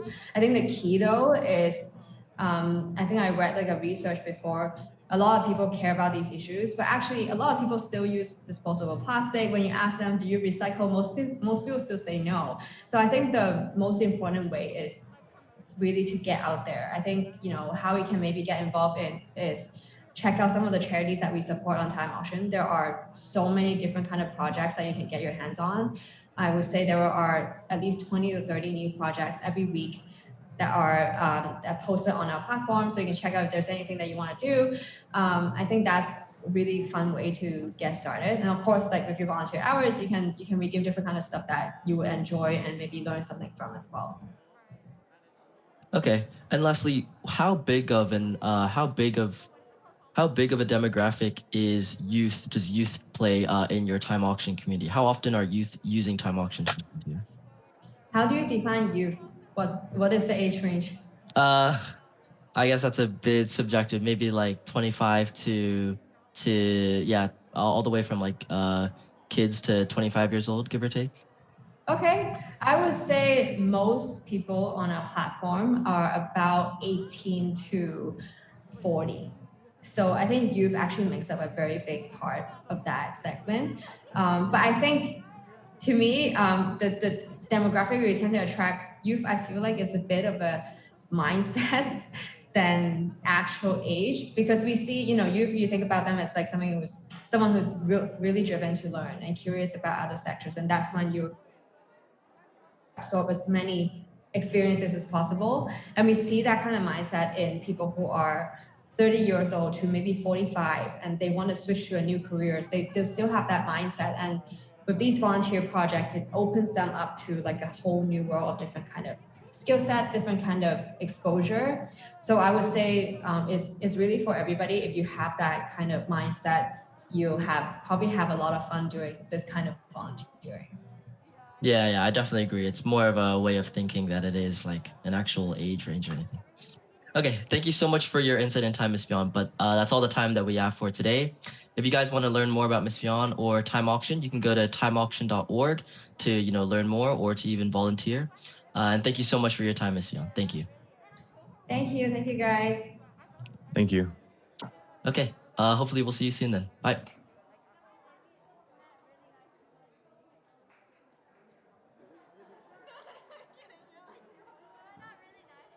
All right, thank you for that video. Thank you for the video, and thank you, Ms. Fionn Leung, for allowing us to interview her. And next up, I'd like to welcome Justin and Luminate to deliver their presentation.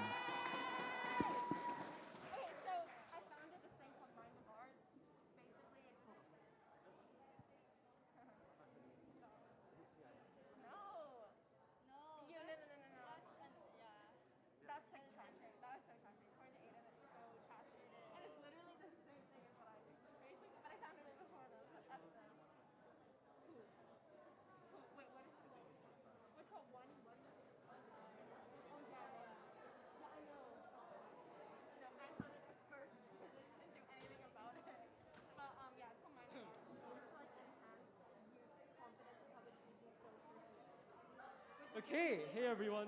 So we're basically Luminate Network, and the things that we want to do are pretty simple. I think I don't need to convince you guys why networking and business and everything that is so important, because you guys are here at this massive event that does all of these networking, does all of these like business insights and all of these things. Because networking is just that important for youth to get to know each other, to try to like spark collaborations between each other in every possible way. So I want to tell you guys what Luminate Network does and what we're going to do in the future. Next slide.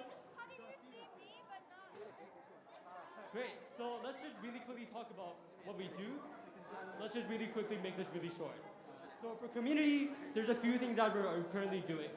Firstly, we're doing a large-scale case competition that is around 80-something participants from 8+ countries that we named the Luminate Asia High School Case Competition that is currently ongoing, that has currently received quite a lot of attention and fanfare. We also have lots of insight gathering in our Luminate Updates group chat that has already reached around 50 participants, which we want to have more and more participants join our community in the weeks and months to come.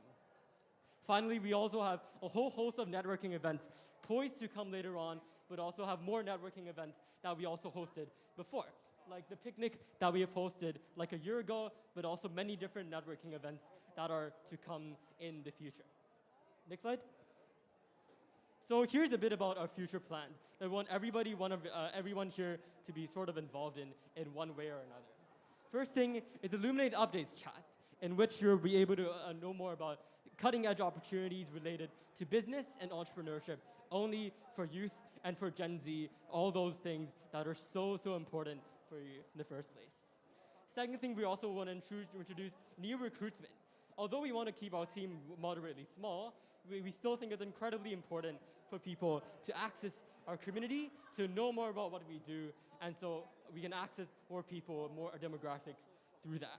I'll elaborate on this on my next slide.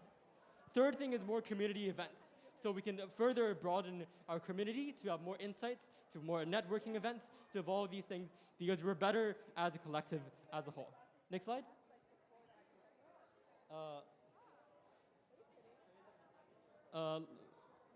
Last slide. Yeah, so here's going to be our new team structure. So we will have a leadership team, but we'll also have more individual contributors. who might want to join our community, maybe as community officers or new positions that we'll be releasing on a more flexible basis.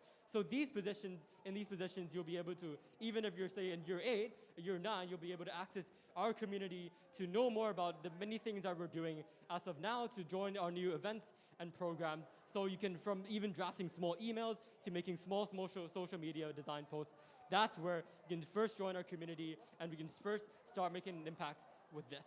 Then you'll be able to ascend to our leadership team, which you can know more about what we do and be a part of our Illuminate Network leadership team. Next slide. So here are some incentives for people to join us in the very future. So we'll all be having LinkedIn one-to-one sessions so to make sure that people know what is happening, so to make sure that LinkedIns are all updated, so with our expertise from both Danby and both Reese, both are the co-founders of Illuminate. We'll give you advice in running your individual projects if you want to do that in the future. We're also going to give letters of recommendation and way more to come in the future so we can spark all of these things. Last slide. Next slide. So that's about it. This was supposed to be short, and that's it. If you have anything you want to talk about for Illuminate 4, please feel free to have a chat with us at our booth, which is all the way over there, and that's about it. Thank you.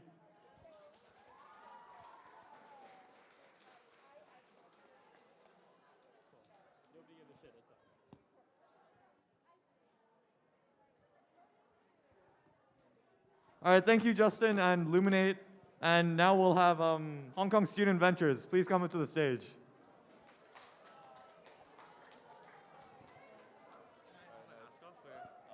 Yeah, maybe keep it on.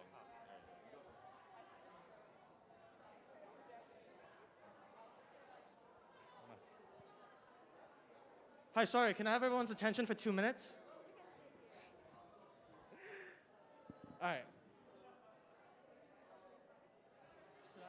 Just speak? So I work for Hong Kong Student Ventures, and I'll try to keep it as short as possible because it's kind of late and I'm pretty sure everyone's kind of tired now. So what we do is we do consulting. So similar to Luminate, I guess. But we try to do it as simple as possible and as quickly as possible. So we do stuff like social media, and we do stuff like operations. And you may have heard of Crossroads, Because Mental Health, or a variety of charities and businesses that we work for. And the way we try to frame it is we do it for you, and it's completely free. And our average statistics is 34% increase in reach and 44% increase in likes and engagement. And so we try to ground it in statistics and stuff like that as much as possible. So it's just easy for you guys to use and easy to understand. On operations, we help broker partnerships and recruitment. So we kind of help do the back-end work for you. Stuff with like 24-hour race, Photo for Good, and Kids for Kids is one of our partners as well. And we just do the back end, we bring the people to them, we bring resources like Photo for Good, which provides photography, or a cinematography group, which do cinematography, right? So it's just easy. I mean, really, that's about it. We're just here to do the service for you, and we're here to run it as simple and as easy and completely for free. Just kind of lowering your costs and increasing your impact. I mean, that's about all I have, right? We try to do it as simply as possible. Yeah, thank you.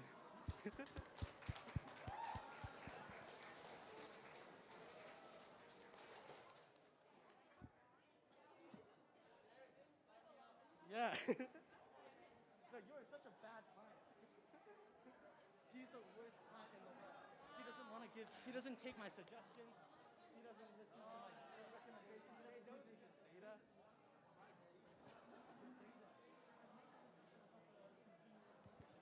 That's such a good idea.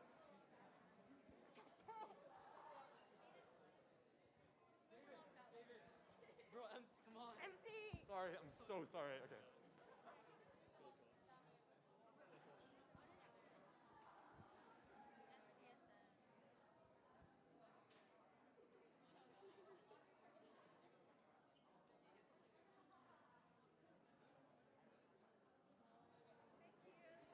Thank you. Yep. Yeah, Shiana, are you tired? All right, thank you, HKSV. Next up, we'll have Ditto on the stage.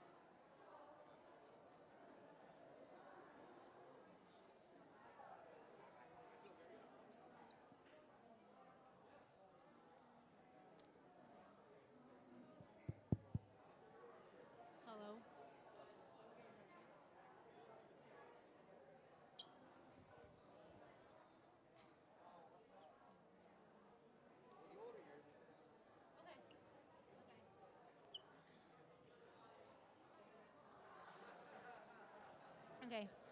Good afternoon, all. We are Drop in the Ocean from CIS, Chinese International School, an environmental sustainability group. And I'm Avani Kalsi, the president of Ditto. And my co-leaders will introduce themselves now. Yes, I'm Jerry Chan, and I'm the leader of urban farming. I'm Jake Chan. I'm the leader of CPs. And I'm Evan Wu. I'm the co-leader of urban farming. So, Ditto aims to tackle the large issue of climate change within our school. We will go further into what that specifically entails, but it's important to note that our organization recognizes that... Oh, sorry. Next slide, please. Thank you. Okay. But it's important to note that our organization recognizes that creating a sustainable school and encouraging our institution to take the same sustainable practices we do is a great step towards battling the climate crisis. Small steps are taken in order to reach a bigger goal.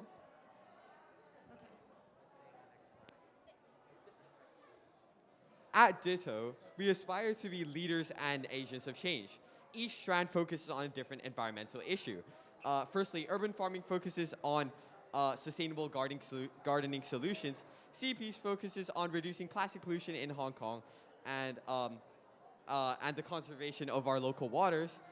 Finally, Footprint focuses on systematic change through communication and action initiatives.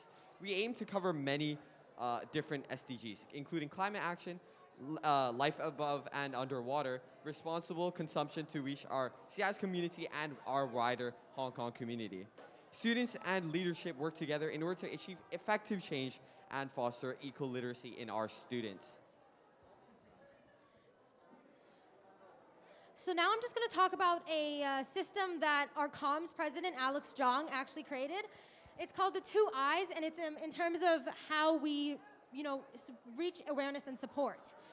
So firstly, it's interdisciplinary support, which includes, includes different areas of passions in order to reach community change and systematic change as well. And then institutional support has to do with our school community and school leadership engaging with our organization in order to make systematic change through policy writing and more things to do with our processes in our school.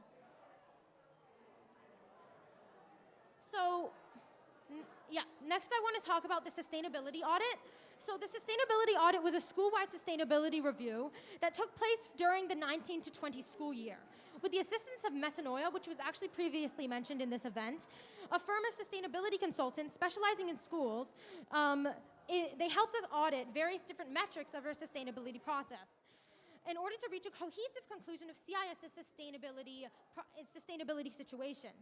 And so the audit covered 12 metrics of sustainability within our school, with key recommendations associated with each metric of sustainability. So this can vary from governance and decision making to procurement and waste, to travel, to water consumption, etc. For example, one of the chapters is procurement and waste. And from there, we found a lot of details about the uniform processes in our school. For example, that 12,270 pieces of uniform were purchased during the 2020 school year. And so we found that from that, 7% of that was Hangzhou uniform, which is a one-year program that our school engages with. That means that 7% of 12,000 pieces of uniform were used only for 1 year. And that's why the school sustainability audit was so helpful, because it helped us see based on concrete data, what we need to do in order to improve our school sustainability processes. To conclude,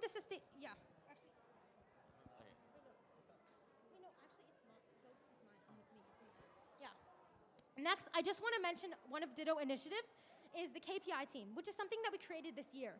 Just to clarify, the KPI team stands for Key Performance Indicators. So this refers to data points that allow us, our school, to measure our consumption, gender waste, et cetera, et cetera. Right now, we're focusing on water, electricity, and gas use. And so a group of students in our school is working on getting the data from 10 years prior, around 10 years prior, in order to track our data and track our progress. And this is done every single year. And it's wrapped up by a conclusion progress report at the end of the year, so we can see how we've made changes. An example is in terms of water consumption. We saw a big change in our water consumption after the school implemented a dual flush system in bathrooms. And so that's an example of how data can show systematic change. Thank you. A segment of Ditto is Sea-Peace, which strives to restore the beauty of Hong Kong's waters and beaches through hands-on activities such as kayak and beach cleanups. Sea-Peace promotes awareness on marine pollution and ocean conservation efforts within both CIS and our local school, Hong Kong community. The kayak cleanup is really just an activity that combines traditional beach cleanups and kayaking into a fun and interactive experience. Participants use kayaks to traverse distances between different island beaches and coastlines to clean them all up, placing the collected plastics in bags in our kayaks. A session usually lasts around, usually cleans up around 4 island beaches, then brings the collected trash back and recycle all the waste. It is a wholly meaningful event that combines service and fun to induce positive change into our city's beaches. Over the past school year, Sea-Peace has conducted a total of 7 kayak cleanups and 6 beach cleanups, achieving significant results. With 18 volunteers per session, we generally collect an average of 20 bags of trash from cyclone beaches per kayak cleanup session, equivalent to around 132 pounds per session and 1,700 pounds of waste collected just this year. Regarding the unsustainable plastic practices within our school community, we focus specifically on Tetra Pak drinks provided by our school meal provider, Chartwells, as Tetra Paks are not recyclable due to the complex layered structure. Therefore, we work together with Chartwells to gradually replace Tetra Paks with canned drinks. And as of this year, most, if not all, of all the drinks sold in our school are provided by Chartwells are canned. As mentioned before, we at Ditto emphasize interdisciplinary engagement. Sea-Peace's kayak cleanups and ocean conservation efforts, in conjunction with the other strands, help not just our school, but our city of Hong Kong as well. After each cleanup session, our local beaches are returned to their former pristine former selves. And yeah, we gave classes, even in the school community, we have strived to promote ocean conservation, especially during Green Week. We gave classes and workshops to students from primary to introduce ocean threats such as plastic pollution and coral bleaching. And yeah, overall our impact on plastic usage at CIS and Hong Kong's coastal environment has been quite large. And we will work to increase our impact even more for years to come.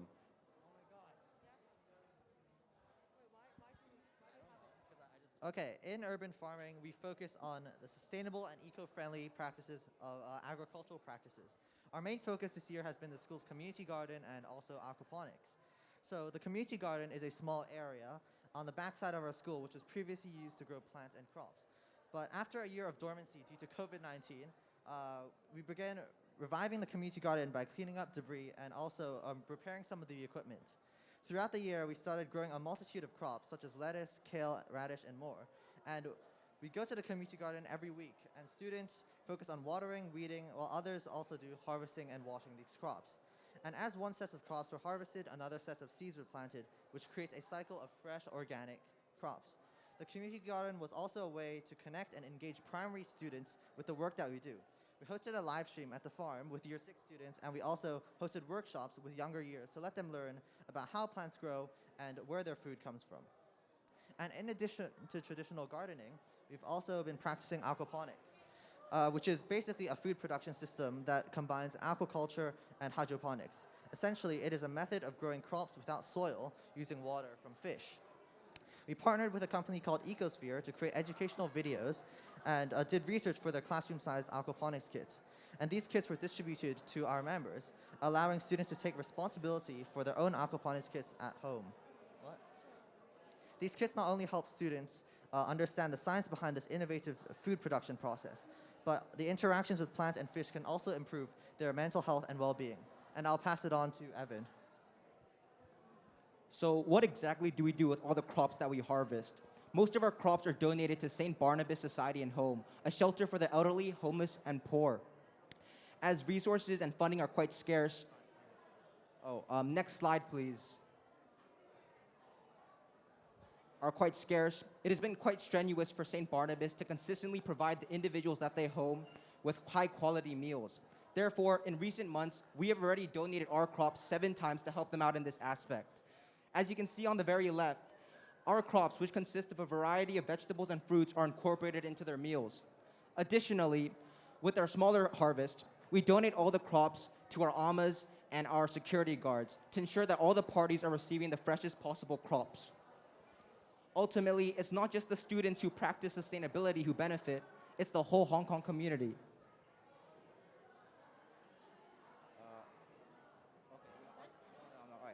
Taking on an institutional approach, during Green Week, we had the opportunity to share our knowledge of sustainability and environmentalism with the whole school community. From year 1 students to year 9 students, we hosted a variety of activities suitable for each of the different age groups. For example, with the year 1 students, we gave them the opportunity to design their own sustainable plant pots and assemble jigsaw puzzles of images of sustainability. And with the older year groups, we conducted presentations about renewable energy sources and hosted Kahoots to test their newfound knowledge.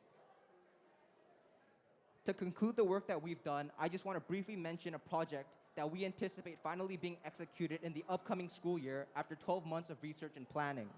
The project that we've coined, the Indoor Plants Proposal, intends to increase our school's biodiversity by stationing a plant in every single classroom. The overarching goal is not just to improve our school's sustainability, but to improve the mental health and well-being of all students.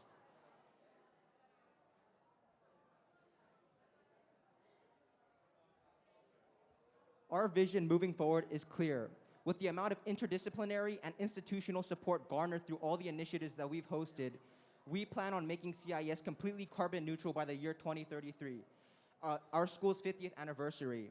While this journey is going to be long and hard, we trust that the impact that we've made, the inspiration that we've been, and the resource that we have provided to the next generation will be more than enough to equip them with the necessary assets to achieve this goal.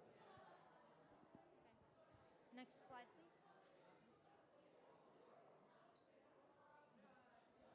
To leave off this presentation, I just want to add a note about seeking support. So we are very eager to engage with other environmental organizations in Hong Kong. So if you're an environmental organization in this event, please engage with us, and you can contact us on our Instagram, and we're very eager to connect and bridge our organizations in order to fight the same goal of sustainability in Hong Kong. Thank you.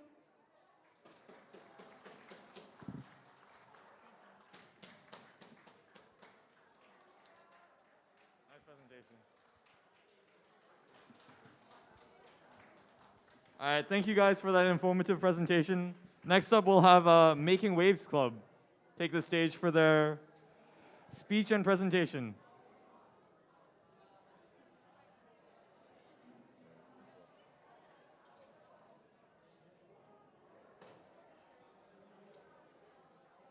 You guys go.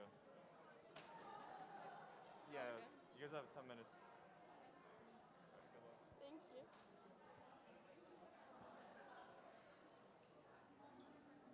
Wait. How do we sing next? You want to just, yeah, you can put it on there. Okay. Everyone, no matter how old or young, must take action together to save our Earth. Young people are the ones that will be impacted by the decisions and actions that are being taken today.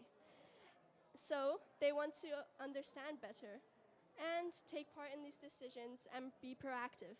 This is why the Making Waves Club is a group of young people who work together across different ages to help the Earth, more specifically, the ocean, since we're all connected by the ocean regardless of age, location, and social status. Next slide.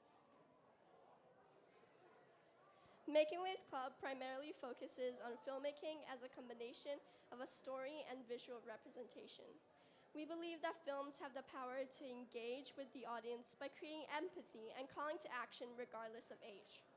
By creating films about the ocean and the marine creatures that populate it, we want to give voice to what often is hidden from the eyes of the people and hope to change their perspective.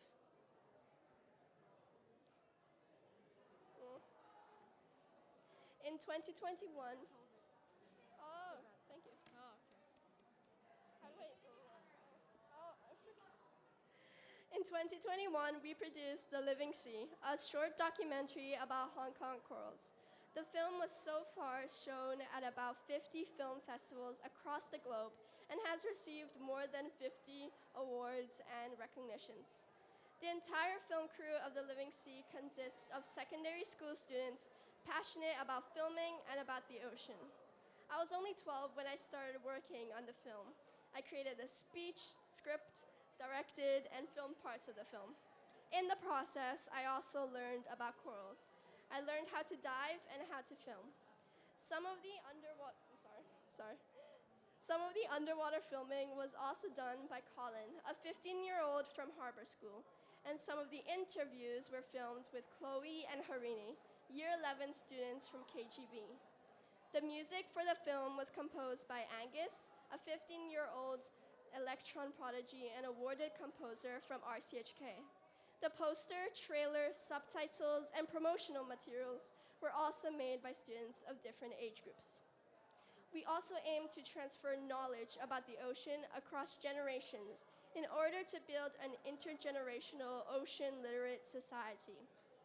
In the film, we interviewed adults, experts in their fields, because we wanted to learn from them.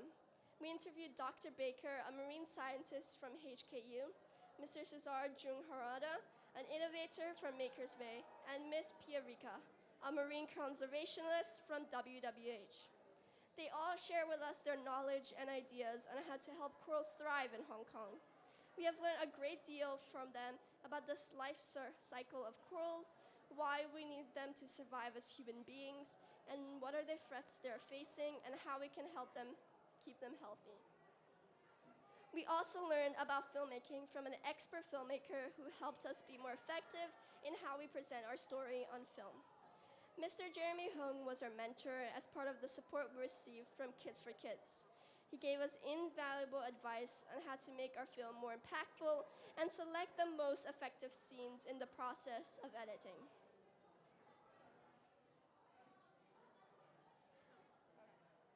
The film had an impact on both children and adults alike.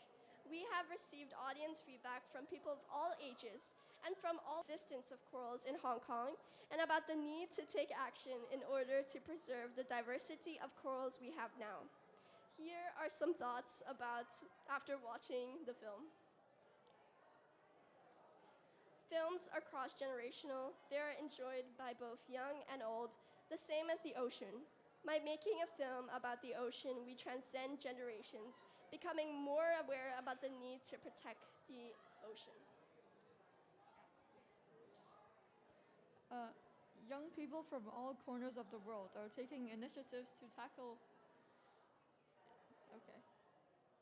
environmental challenges and advocate for a healthy planet with less pollution. In all parts of the world, young people are taking the lead in demanding change from those in power while using their own voices and tools to act for a better world and a healthier ocean.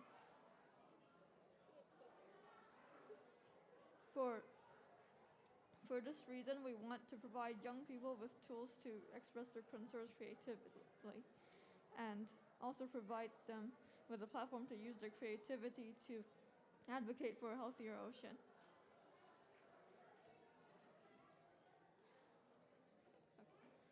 This year, the Making Waves Club decided to organize a film festival for young filmmakers, focusing on raising awareness about ocean protection.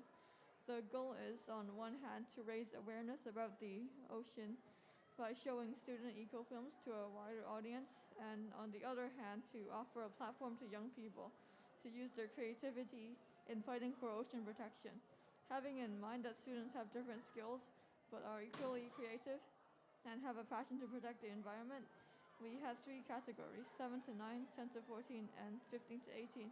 And they had to work together from different generations to write, direct, film, and edit their film. We also made sure that we have a group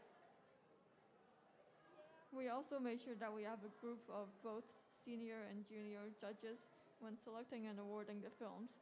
2 adults and 2 secondary school students together decided what films meet the criteria. The films that were selected were created by people of different ages and from different countries such as the US and countries in Europe and Asia. The films show the perspectives of these different people on protecting the ocean. all these activities show that only by working together can we achieve our goals to protect the ocean from pollution and other threats. The different activities the Making Waves Club have done couldn't happen without the different skills and experiences of people of all ages. By working together, people of different ages make a much bigger impact using their different perspective, experience, and skills to help to create change. And regardless of their age, people should all do something to help the environment since we all rely on it for a lot of things.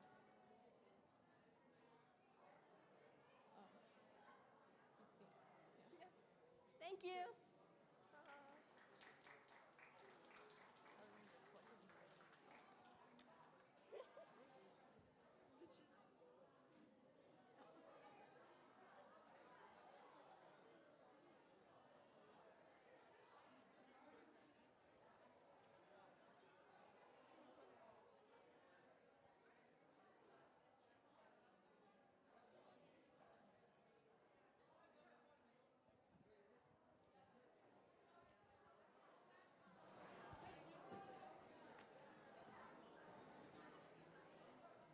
All right, can I go?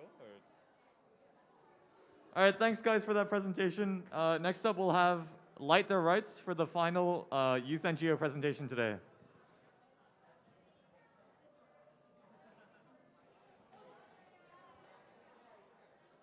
right, just wave to me when you're done. Okay, a minute. Yeah, you guys have 10 minutes. Okay. Is this microphone thing? Although, you can just use this, honestly. Okay, 我開始。Hello。佢係撳呢個。喂，邊個？呢個。嚟㗎。OK，呢度。佢打俾我。Looking at this news, what do you see? To me, I see social inclusion and persisting inequalities, and this poses a threat to the solidarity between generations, between different parts of society, which is fundamental to a harmonious society. Surely, this stems from poverty, but poverty is more than the lack of financial resources and income. It is a multidimensional phenomenon that encompasses the notion of vulnerability, lack of opportunities, and denial of rights. Being the fortunate ones in the society, we were blind to the plight of the needy until the pandemic. COVID has opened our eyes to the dark sides of the society. COVID has the greatest impact on the poor, and it widens the inequality in the society, creating issues ranging from care for the elderly to education for the privileged children in the absence of proper schooling. Recognizing the many opportunities we have had to develop our academic and extracurricular interests and how the poor are suffering, we wish to advocate and raise awareness for those who are neglected by our society and to give hope to them. This prompted us to set up Light Their Rights Hong Kong. Light Their Rights Hong Kong is a student-led organization aiming to help underprivileged citizens in Hong Kong, from young to elderly. We strongly believe that our community is supposed to be for everyone, irrespective of their age or generation, background, and wealth. However, the problem in our society is that it becomes a place which only selects the richest and the gifted for opportunities. And we want to change this.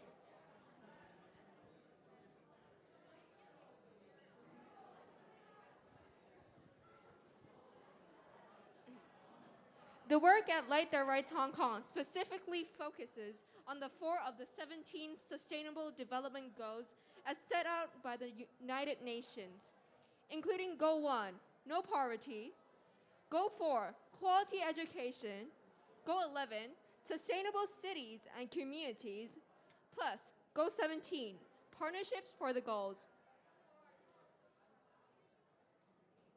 We have 2 branches, the Youth and Homeless branch, that are our main service targets.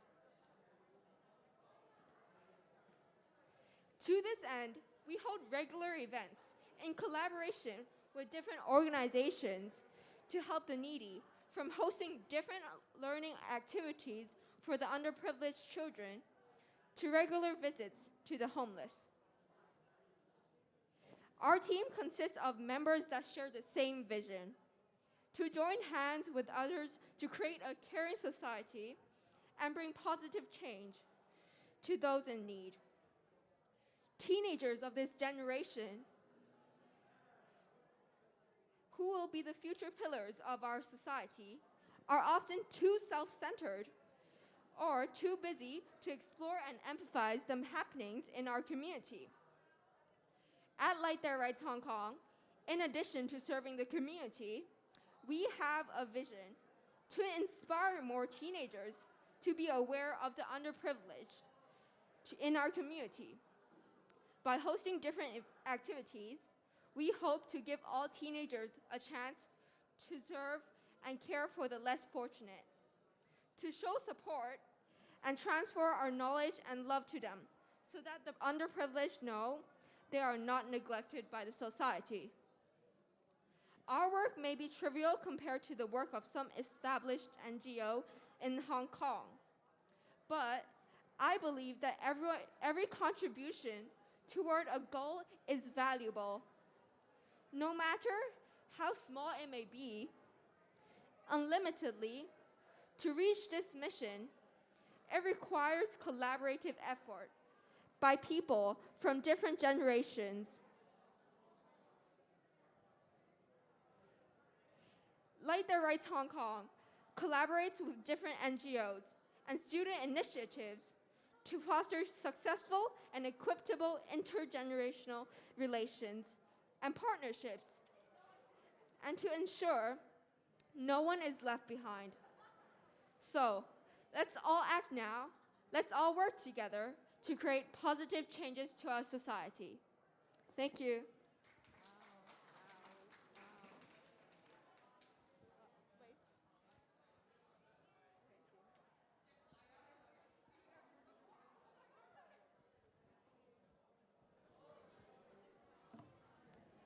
All right, thanks guys for your presentation.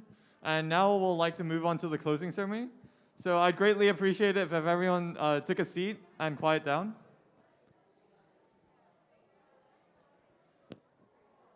Could everyone take a seat, please?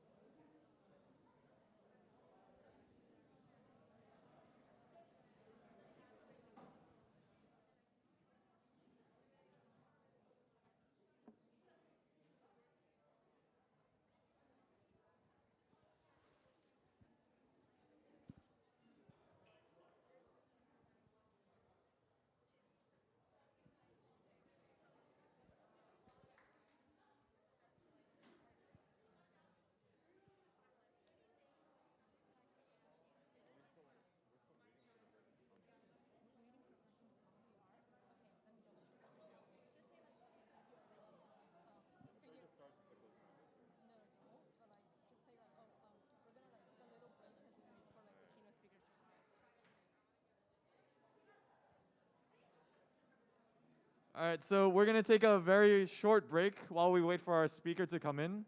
And in the meantime, I'd just like to thank everyone for coming today, for making the event possible. So just a round of applause.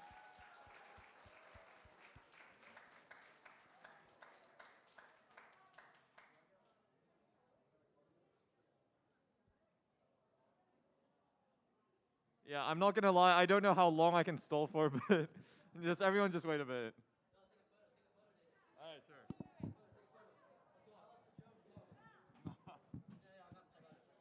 Okay, we're currently trying to like run over AIS, trying to find Mr. Howard Green, who's going to give the keynote ending address. However, oh, so Howard West. Yeah, a really funny story was during the promotional materials that we created, we accidentally put Mr. Howard Green's name as Mr. Howard West. So that was a complete sort of error on our part. However, until we find Mr. Howard Green, just feel free to chill, talk to each other, whatever it is.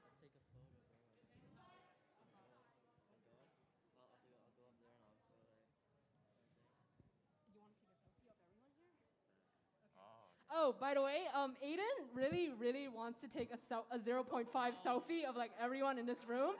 So if Aiden can stand there and everyone just bunch into the middle, then that would be great. Come on, let's go. Respectfully, that's not because I want to, but it's for the good of all of us, all right? Trust me. Respectfully, I have 2 cameras. Don't talk to me. You're tall. Respectfully, I have 5. Oh, shit. Okay. Okay, respectfully, I'm gonna have to concede to that. All right, that's chill. All right, take the phone and fall later. Bro, she just wants to take the photo, bro. Bro.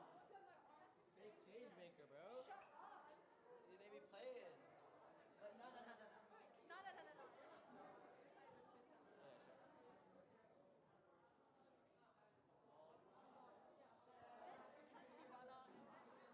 You just go down. Go down. No, you go down, love. You go down. I'm literally the man with the hole. Chill, bro. You did not organize. I am the big man that organizes. You're the big man. Yeah, she organizes. I'm the number 2, bro. Okay, I'll go down. Respectfully, thank you. No, you will. Yeah. No, I'm one of the top 10s. I'm a podium player. Toby, get in.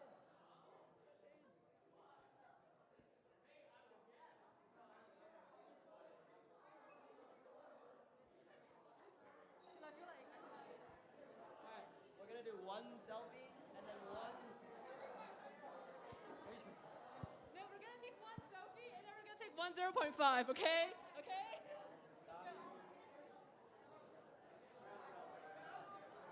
Everyone just come on one side or something. Let's all go.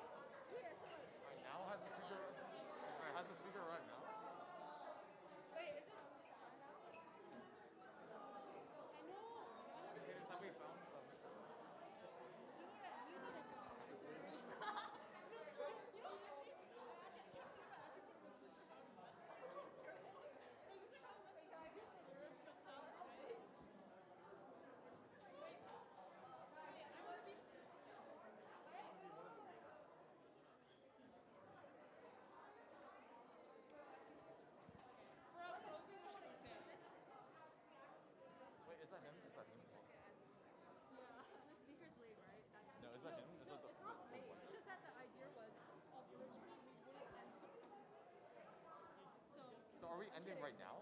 Or are we stretching until 6? No, but like people like, yeah, they're already starting to leave. Oh, okay, let's go. Okay.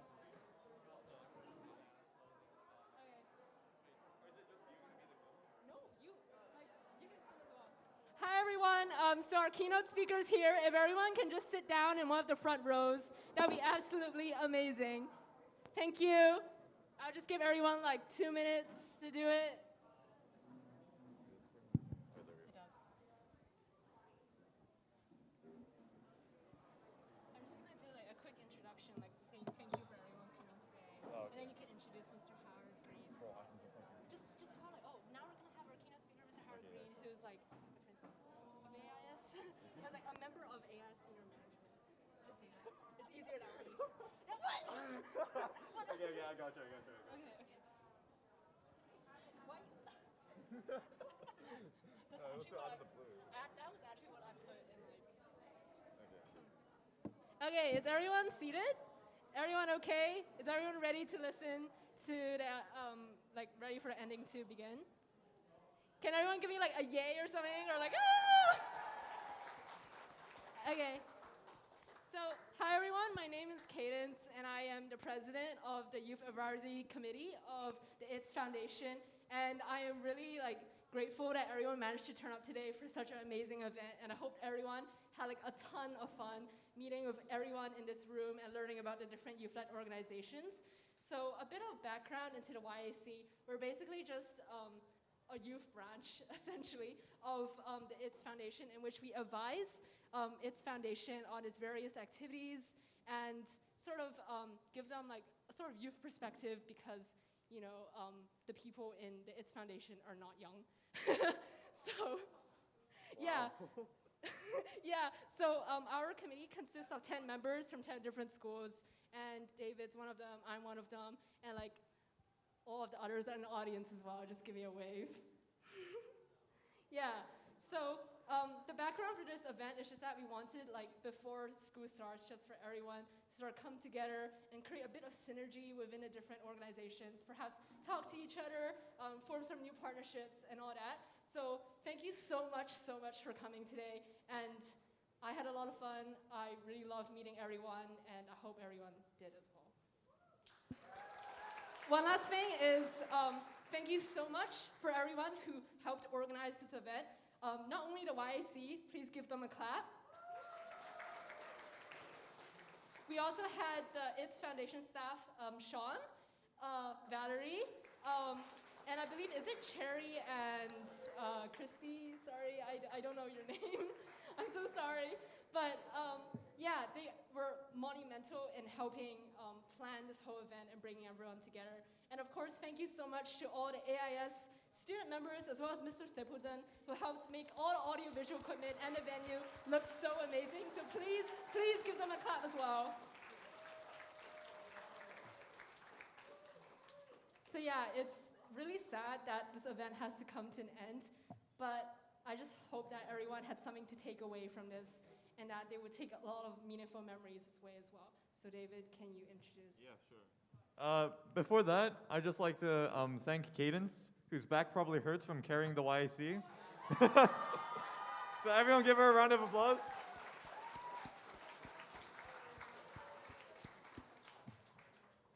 All right, and finally we'll have our speaker, Mr. Howard Green. Oh, sorry. Yeah, to come onto the stage and deliver the ending address. Please give him a clap. Sorry. That's no problem at all. I'm so sorry for letting your name wrong. No problem. Hello, everyone, and well done. And look, Cadence's introduction to the purpose of the event, I think, brings a good sense of finality as well. My name's Howard West. I'm the head of school here at AIS, but importantly, it is so fantastic that we're able to provide a venue for everyone to come together, and most of you, except the AIS students, are still on vacation and getting ready for your new school year. And of course, the AIS students are halfway through their school year and are already two weeks back into their second semester as well. So that made it very easy connectivity for us to share the venue with you. But I really appreciate what Cadence was able to say about the purpose of ITS And of course, acknowledging the support of Danny, Sean and Valerie and the other ITS Foundation supporters that are here as well in pulling this together. But the most important thing is that you have managed to have takeaways because of the stalls, because of the conversations, and as students in schools around Hong Kong, you're able to build those connections. And how powerful is that? That's one of the most interesting things about International Youth Day, which was slated 12th of August, and here we are on the 14th, pulling things together about the service work, the connections, the community, the actions, the planning, the sustainability, ecology, and all the connections that you guys are really, really strong in. And as you start your new school year, what a great way as we move away from a lot of the COVID restrictions and online learning for you to be able to reconnect, rebuild, and develop in your school communities, connecting with each other, and also with the whole of Hong Kong communities and the various NGOs that are out there as well. And the fact that you're young people doing that is really very powerful. But remember that in this focus for International Youth Day, this year particularly, intergenerational solidarity, creating a world for all ages.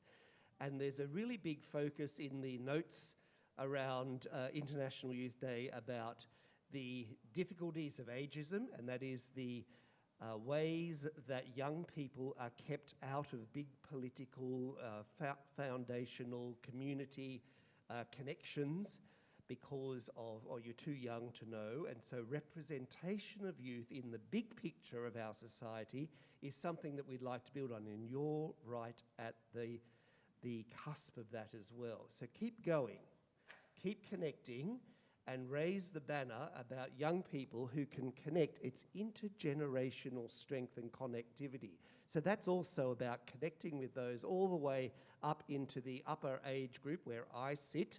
And then, of course, there are people who are still in very strong and connected positions in Hong Kong who are able to listen to you, connect with you as well. So I really commend all of you, and thank you very much to the organising committee, the youth committee, led by Cadence, and there's Anna and Jane and Josephine, Mira, Michelle, Chantal, David, Aidan and Justin as well, all on the committee, and we're really grateful for everything. Big round of applause to them, because they are the organisers of today. Other than some logistical support through the foundation, they've pulled this together. And let's do it again, whether it's here or whether it's one of the other schools or another venue, and bigger and better maybe in 6 months' time or 12 months' time as well. Depends when the opportunity's right as well. So as young people connecting, working together in the context of Youth Day, interconnectedness, a better global and local community for everyone. Thank you very much for attending, and well done to all of you.